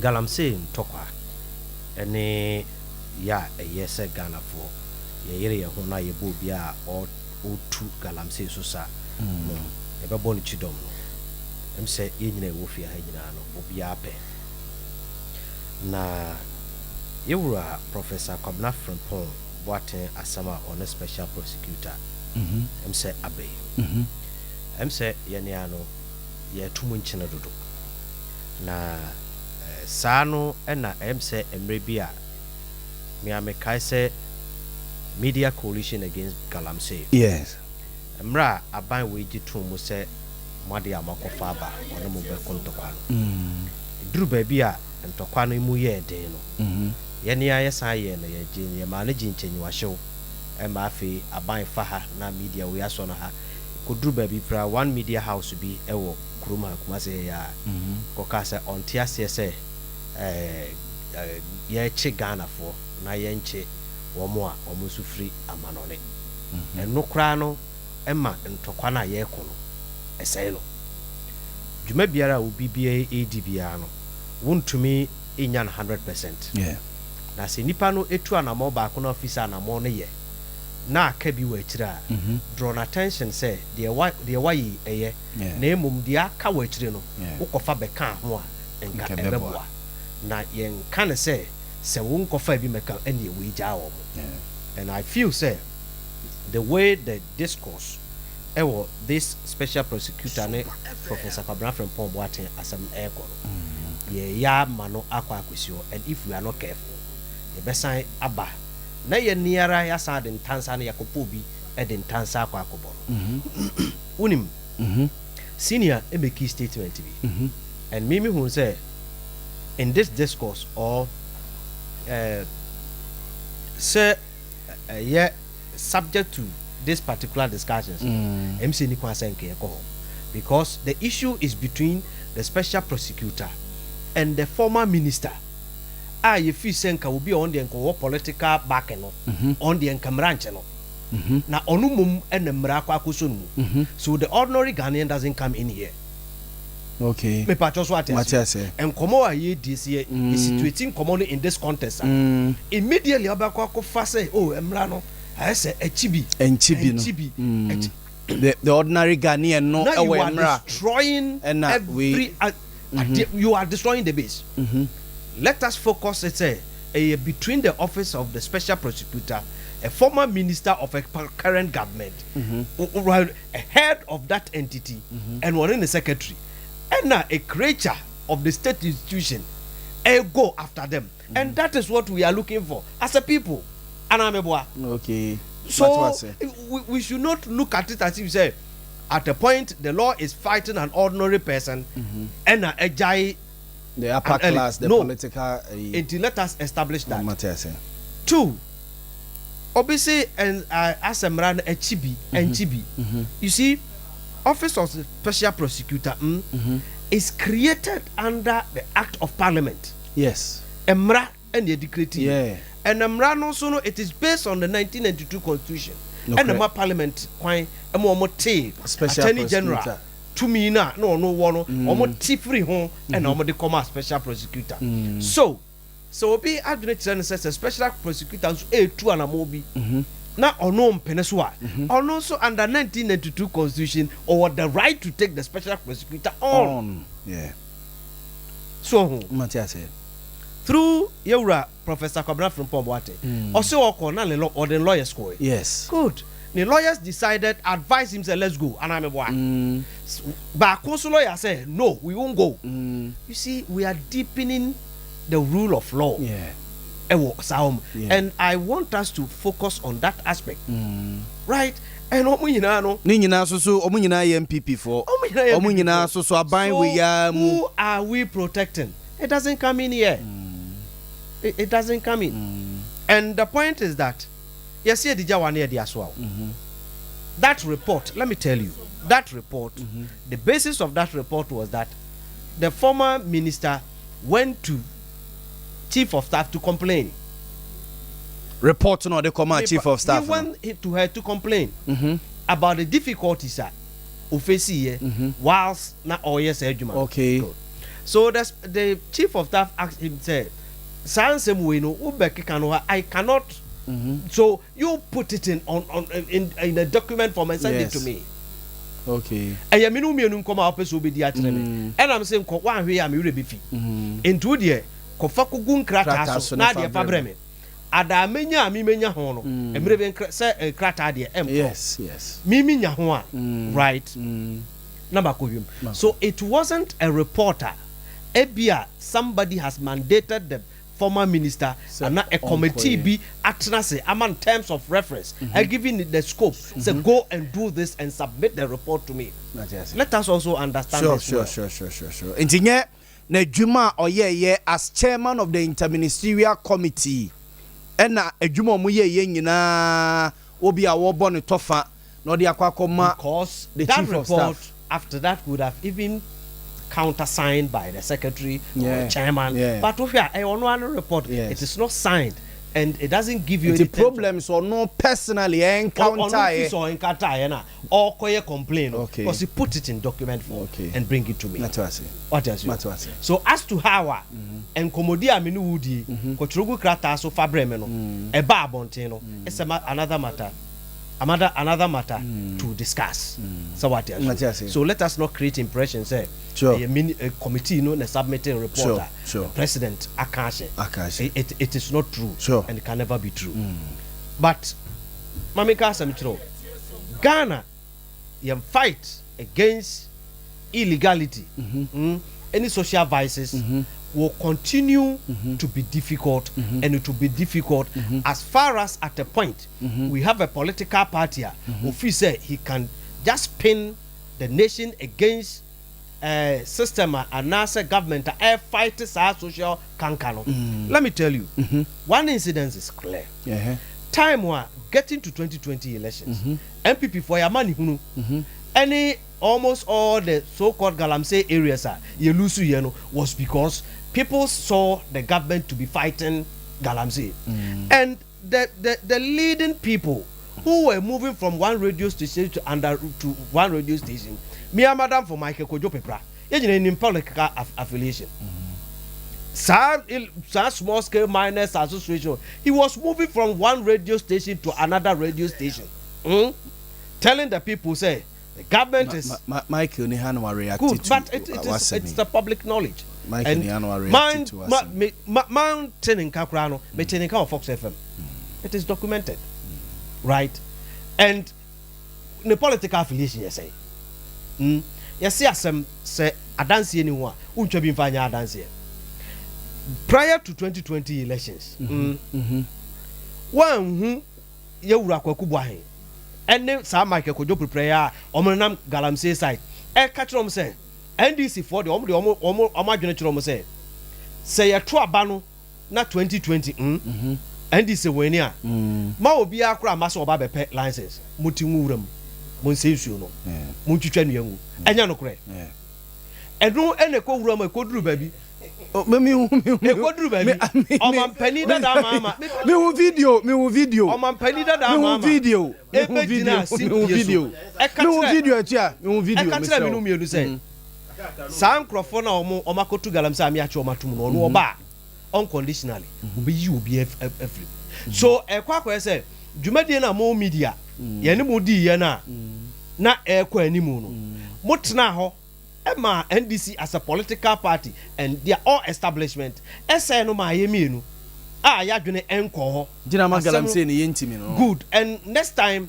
sa kwan na ya obi abo ato ho no se obi fa sa kwan no so a ye betumi anya sa kokoduro no aka kire ne se onyai I want it to stop now because insuo yen environment yentumi fa sika bia ento and let me tell you a cost NPP close to 37 seats in 2020 elections. Yes. Here, the Biameka, sir, Mammy, I know Pristia Huni Valley. Yeah. Barbara Otin-Jesse. Yeah, Barbara Otin-Jesse. So, sir, Galamsey, a fighter man. Yeah, yes. Okay. NDC Nina Oba, no. Sally Pano.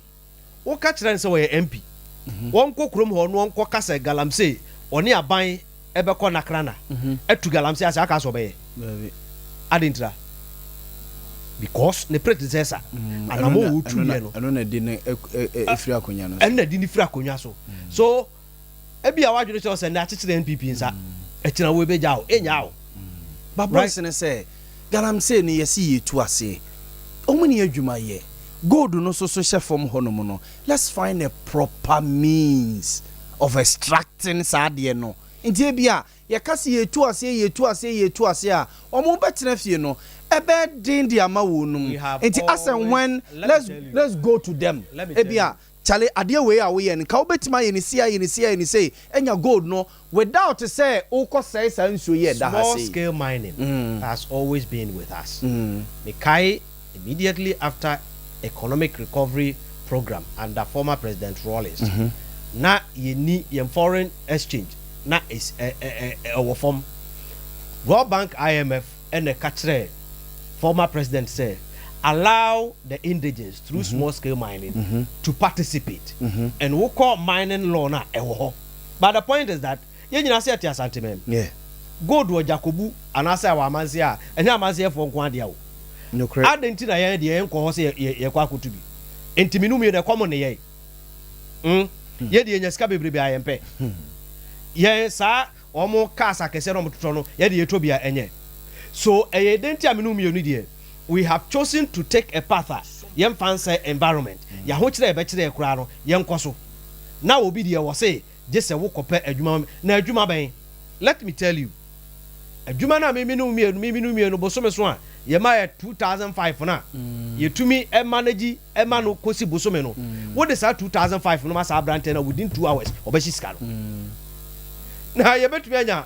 ohene osono ataso akakadru we can get it but ye betimi fa a fine means to say through the Ministry of Lands and Natural Resources sa alternative livelihood employment honoma wo de kwa wo mo kokode mu esa no de ende fato nche sa alternative de ende o de ko galamsey site a ono na wo kasa asemu ya chene se alternative eno na make sure say nipa no tio de o man no betumi ayo onya de wo pe o se ese hwe ma tena se bia over the years ma ye adwuma we bia for the past 10 years what you say na within some few days we catch him say sorry na alternative one why me ma 2000 wa bro no nanum abai no chenetira se na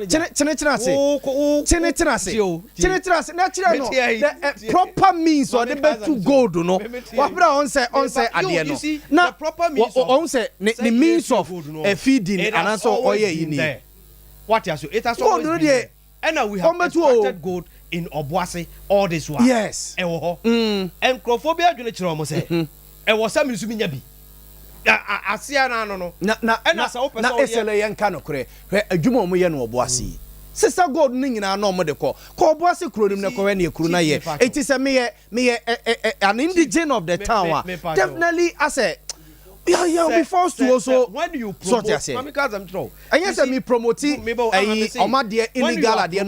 foreign direct investment. Yes. Now you are promoting multinationals to come into your country. Yes. To take advantage of whole country now. What are you telling the person? Me will be brave. I see kabe uram nefa mfasoko. So when you look at say obi ba be fampa mfasoko nti obuafua, it is neither here nor there. And that opportunity, it is not given to multinationals alone. Yenim bibi amusi a friend corporate social responsibility. And today I didn't know moye no ukrum ho no mo. No, omo de omo tunso. Na obose for ye bura no mo hia. Corporate obose for bura no mo hia. You see, senior, Mr. Ramo. Matewase. Corporate social responsibility. Yes. You can't demand it from any institution. Swami4 cannot force you to do corporate social responsibility because of SOMPA. Yes. Let us understand. Yes, Matewase. As long as a state take taxes from you, simple. Yes. But on moral grounds, you do it. Na and so was what? And Nipan want to be near the best with Yamawu. No, boss, the Omunye who no me ba. Boss, the Omunye who is Omunye who or the first mammy. Mako recently, me and say, my dear, if you are young quantet to a bossy chronomo quantity, MPP, my dear, is my dear. But Ura immediately say what do say, on the baby a police barrier no, no Ura chronomo say no. A bossy township, go that Santa way. I don't know. Na yesa menra ho ahwan fund na ye de bre wo no and o de kokosi welcome to Boaseno that time na kwa obese nkomo yi mesra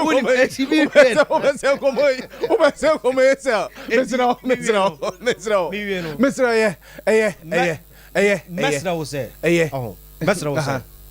enkomo na kwa ye besipa ne konu da ha ye tase no banyansafo ana akoyesa wo fa se 19 kro yen kwaye yen su essay obi nso se ekomode no ene ya hwe di a ene nke beka sese bi omo sori anadwo edi tu ebesi yeso ene no criminal se ka trom so munya ya yentumi nya omo ho aketua enti omo nkoso enye please abrabo no ye mono dako sikanya yenya ne dako obi akwa trans school akọ through first degree masters no aye ni mienu the disappointed masters no ko wie first one adwuma wo pe wanya what you say no aside we ya say mo masters me nsa wo bo nya adwuma o wie ye no on namu a o say ye the PhD ebi kura chata on namu onya nwe for all close to 20 years or they build no so let us understand say and you will be a bit to me, Jessica.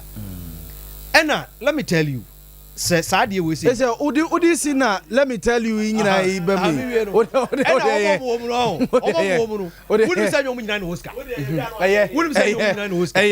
I know money, I tell Rebecca's a comment. Many no credit.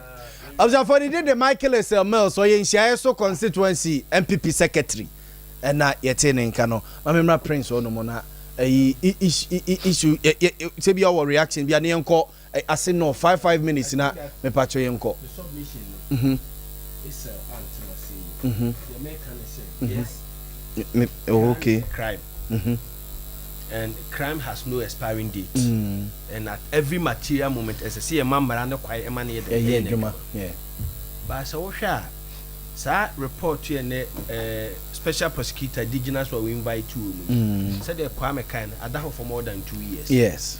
The question me busa me hone say azumi senka Professor Stephen Professor Frimpong Boateng e da so ye minister enka special prosecutor be frɛ no ye nyina wo krom ha ana abamu mpanimfo there are several allegations against them obi ene wa frɛ no because ene bibia si ama na twe ne ho nti. That is where I was coming from. Say, yeah, twice on a question. Say, who are Bermudas or driving seat? No, Musunkwa, they are BBC and Timmy Frewa. Okay, the law is not being fair. Mate, the point I was making. Mate, Patrick, or reaction be on this issue? Yes, a very quick one. Yeah, na MPP before no. I can't tell them communicators. You know, say it's a mukotanawa. Moka say NDC for say, yeah, see, Jagalam so much. No. NDC for the alternative. Share your manifesto. Okay, see you doing come up be a friend gold board. Say the Okoko board. You better establish a gold board. A government institution. Yeah. Now the Abayani say, Yenja or one so or one go to Keke. A Bayana Casa Babe in charge. Near I employ almost as workers. Aban na ebe di galamsey no. No, and just say banana be mining activity no. Nti it is Obuasi gold and now aban ye. Obuasi gold. Ya establish gold board. Yes. Ya but a minute now. Mona madani ade. It is in our manifesto. You can go and read. Patrick Mamintiu. Omo na omo ba be regulate. Say the cocoa board regulate cocoa. Cocoa hunsem. Okay. If they identify area has a bit more to. Yeah. Nya mine na omo tunu na problem. Eh, kwa fast to no. No correct. Now it will be well managed, supervised by government. We are good ni na gold board for ato. Here the say ye tua ne ka bia. And say uti sa nkomo na wujire ma so be ka so ye ba obi e benya kwen aye adwuma. That is how they have and before no asuma ese omo and wakotra mu ka so kwaku an ka say mu ka so but already a manifesto na we giving an alternative to adena ekoso na se ka before ba ye na enye se oye omo ye be ka say NDC for na ye enti na omo nye ya already wo de ya petam na read the manifesto. It was a fantastic idea. no because government na area so ntimi nyam na nto ho afforestation be take place e be employ omo directly their government workers omo ko ya adwuma ye gold no kra e bi mfa chen e be tuma we e be tuma for the direct channel. NDC has an alternative enti galamsey for no mutia enye se ye ba my say obi abe no say ye be regulate na ma ye establish gold board no ama gold board na be regulate her activities nti yes o men kan ba bia Mate is Patrick Achire omu Patrick Achire unim say Patrick Achire omu unim say wogu party ne wo former deputy communication officer unim say wogu nanim ase if me ba I only explain how manifesto if you capture this in your manifesto and your deputy national communicator ekojina nkrofo we anim wantumi anka ankyere wo and let me tell you why should it take you up to 2020 to tell Ghanaians this? Because time one na Mahama Yarega Minister for Science and Environment na wa won kan yewura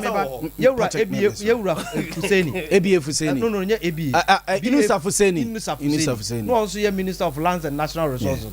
It got to a point they were looking for a resolution entimu na wo way ana oba betna ha afena trese abre mo so nti brabeka bi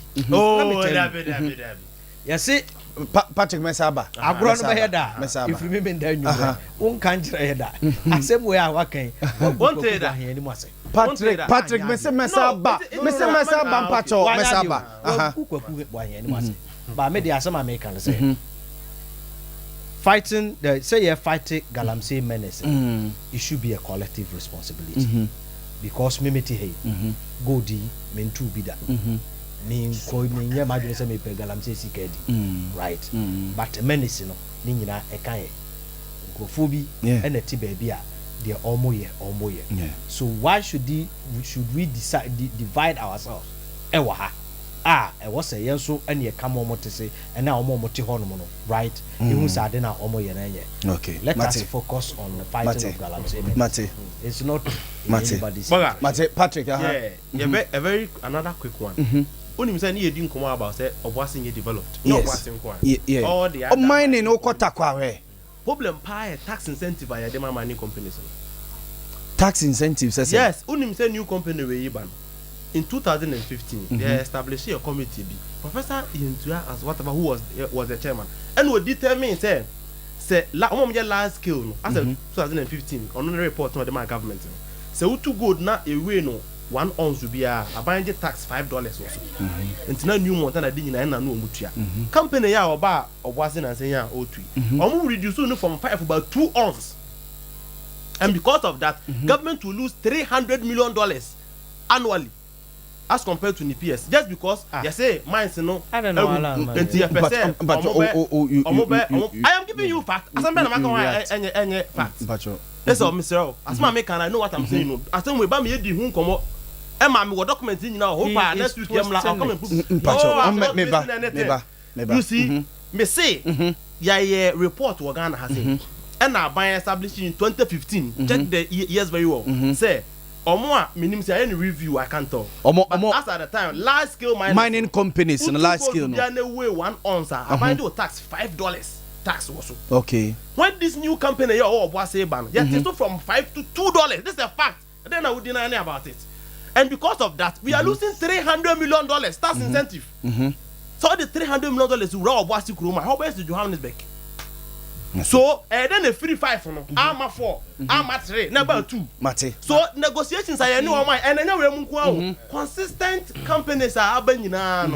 Tax and say, I am a force can want them. Say tax waivers say the companies in general. You have a second loot to it. Matwase. Prince Mesa about Obuasi about asema Kameka say Kame boy mediate. Issue now all can any political aspect of aspect in free. Yes. Now you dealing with the bigger picture. We are looking at the bigger picture of the development. Yeah, now can why Obuasi is another mining communities. Yes. Arrangement by government. Yes. And the tax waivers are Yadima companies. And I'm citing the current company in Obuasi as an example. From $5 to $2. Matthias, all have information to yes.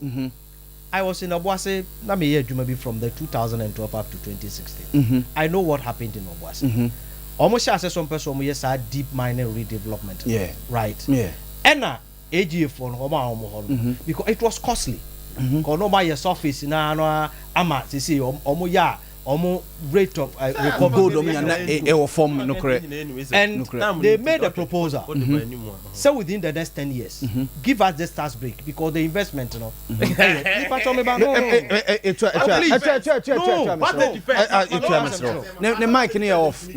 government and the NDC said no, we will take the 5%. Or we close it. So from 2014 to 2016, AGA was closed. Yes, and the closing is true. You see, the deficiency, you don't think about Ghanaian worker. Close to 6,000 people went home. Obuasi became a dead community. No, is it not true? And you got to a point. Sabi threw up him so. Mo catch up him so me to Obuasi $1. Mr. Patrick. And this is for they are so smart. Say they wanted to play Ghanaians against the government. Say the government has been so reckless, and now one more tax incentives, you know. But do you look at the faces of 6,000 Ghanaians? Say now we'll see. Who pay 300 million? 300 million on Crawford, 300 million. That 300 million I will chase, you know. 2014 a buy, 2015 a buy, 2016 a buy. Then I come. I give you that incentive. Then every year I get $120 million. Who is sensible in say so this argument who is sensitive? Who is sensitive to the right of the people of Obuasi? Right? Who can wakoti baby and obabe. So if you want the full complement of Obuasi report, because me I was there. Most of my mates are not there. They were working.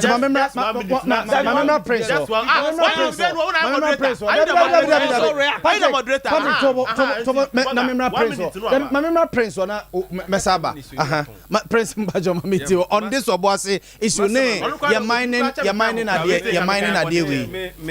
me picking from a national yes national because in himself oko your friends say maybe a media ma we ya go fields for development ni ade aden kakra omo ye wo omo communities ni mo no enya bad but oba Obuasi na obehwe ne Anglo Gold for we no ase unwe kra at least go for who say ene omafa media team no at least as a source of employment to boys now on bobo no ma see stadium omo aye oma lenke sa kwan no a efa echire ho no mo de kosi sa enkran road no ni ade at least you see something so omo ye bibi ba we Obuasi papa no ma no go ye mungo buza yeah masama make just 1 minute mate me pacho mienu mesremu call for a national dialogue when it comes to such issues.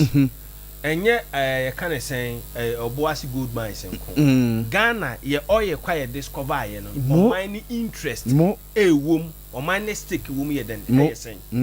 We can cite an example of other developed countries, at least, because first one now ye discover under former President Kufuor. Ana ni ehu se ye ninti ya ye ni hum ni ndia ana e bi agreement ni ye na anko ya subsequent ones na manager no ye no and ni ye fa ho me I don't want to involve myself in the two political yes masem ne say ye person man ni kwa yanima emra so say all these bigger companies na wo man mu a ye de ma contract na na se ye de ma foreign investors no ye tena se ni ehu se ya yes amfunso we ya moving forward e dey na e be ya yen repeat unfortunately the sin of the past no ene ye da so to aso eti I feel that we shouldn't even debate this on the political line. Patrick,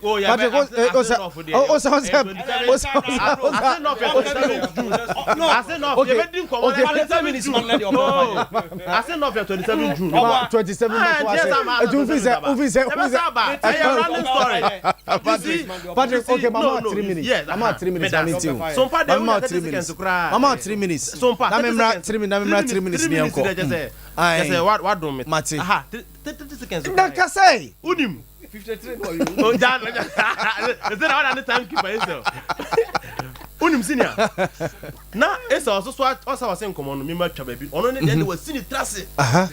And we butu nu we di ne nwonan. One adeba kwa say nya cha say ne say Anglo Gold company no na private company. Yes. Ban chese wo mu nu 1%.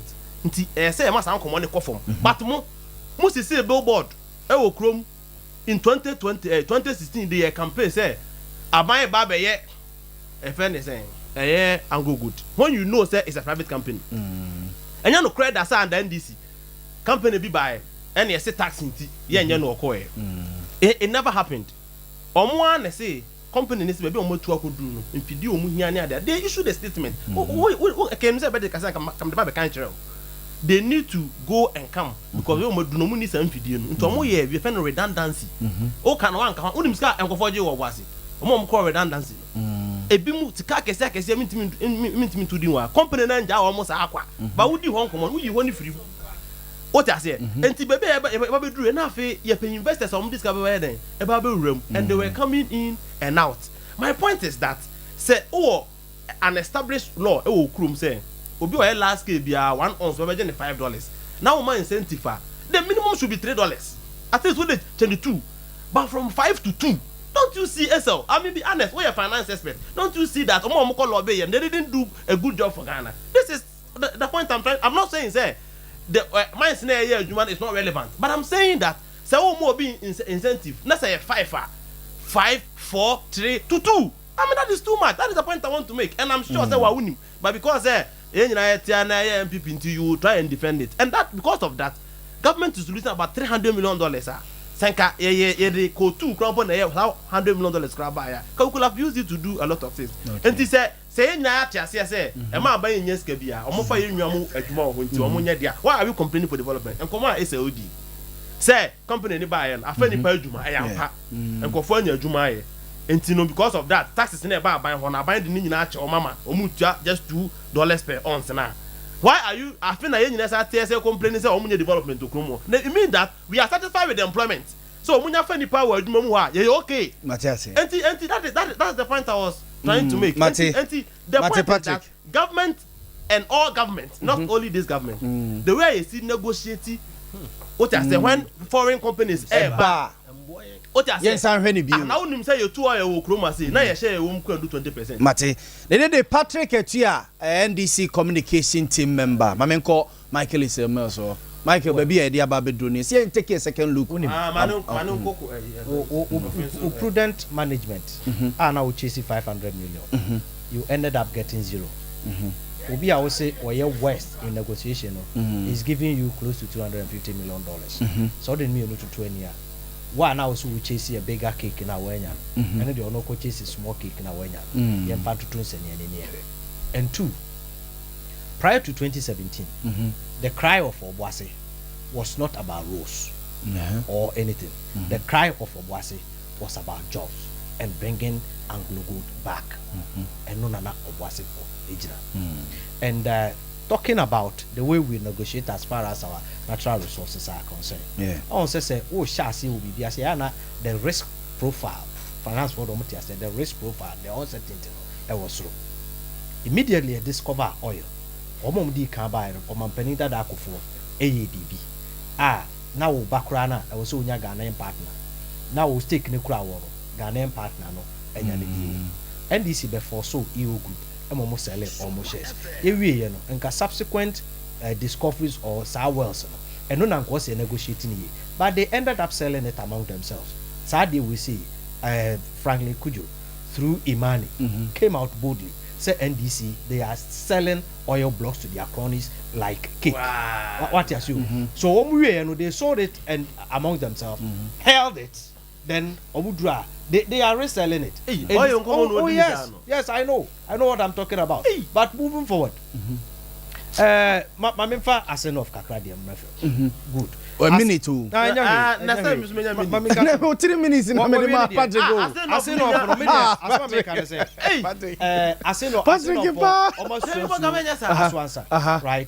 NDC4 purposely created Asen as a elections machine. But not necessarily. NDC created as election machine. For elections machine. Constituencies in the because a former Asen law na comprise Asen Central here. And Asen South. No, Asen South in Kaho. But now Asen Central ne. No, not Central ni ho. Asen South, Asen North. Okay, yes. And na Canada Japan. Ekuta yes, pam. And no T North no free Central ni.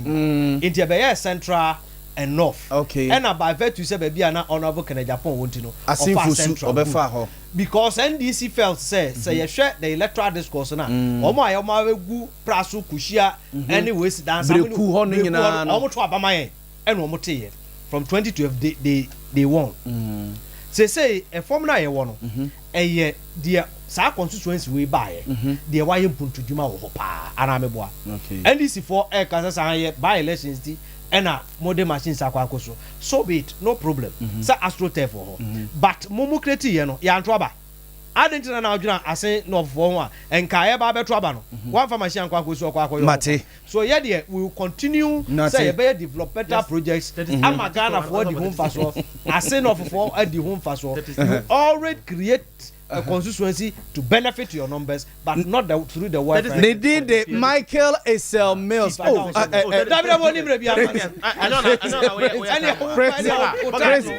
all the time name all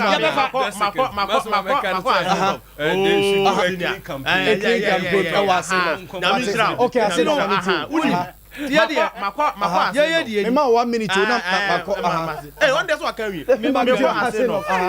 me kwa say no me asma ko me me boss orabo ya me yeah me see for man say me didim ko na mbusa sister bi say sister na election si ohun ni say omo de mu konko ba ko beba o wasi aha omo de mu konko ba ko beba mo say ai so omo ko chiche mu konko ba ko e wo kuma wo na farmer omo the same format na to 2440 lotto too sure omo say be che mu konko ba ko e wo afifi mutimu e no say ye ha omo de mu konko ba ko si ha say MPP 40 say omo ya na such is almost the more yes Oma upgrading because such a more such as an MPP chair no say no 5 kilos no 5 kilos no MPP chair chair more 5 kilos was say no so crown brand no hasn't na mint me mo no would gu ejemu a obi nam kwa mu ho na wote ne I say no for say omo pa omo nchicha mu no delican mu no delican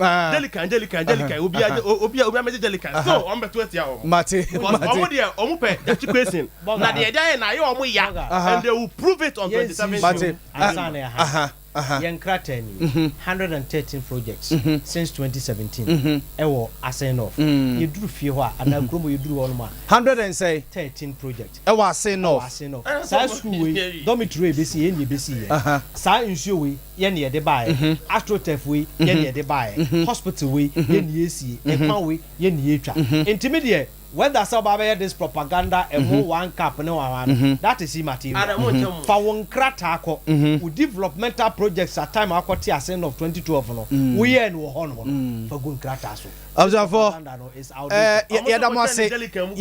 yedamase abudia bi esom no ato so nemum happy birthday enkoma Doreen Georgette Frimpong happy birthday to Doreen Georgette Frimpong we every David can ho also oma happy birthday oma happy Patrick Eliasem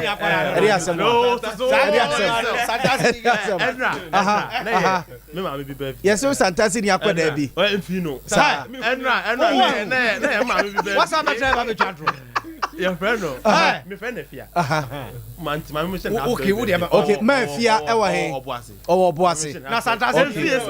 Okay, your man happy birthday. Santa Fe na Efia me feel no. Space to space na. Abu Dhabi esom sat Yakopon ya duma nwumre Champions League finals.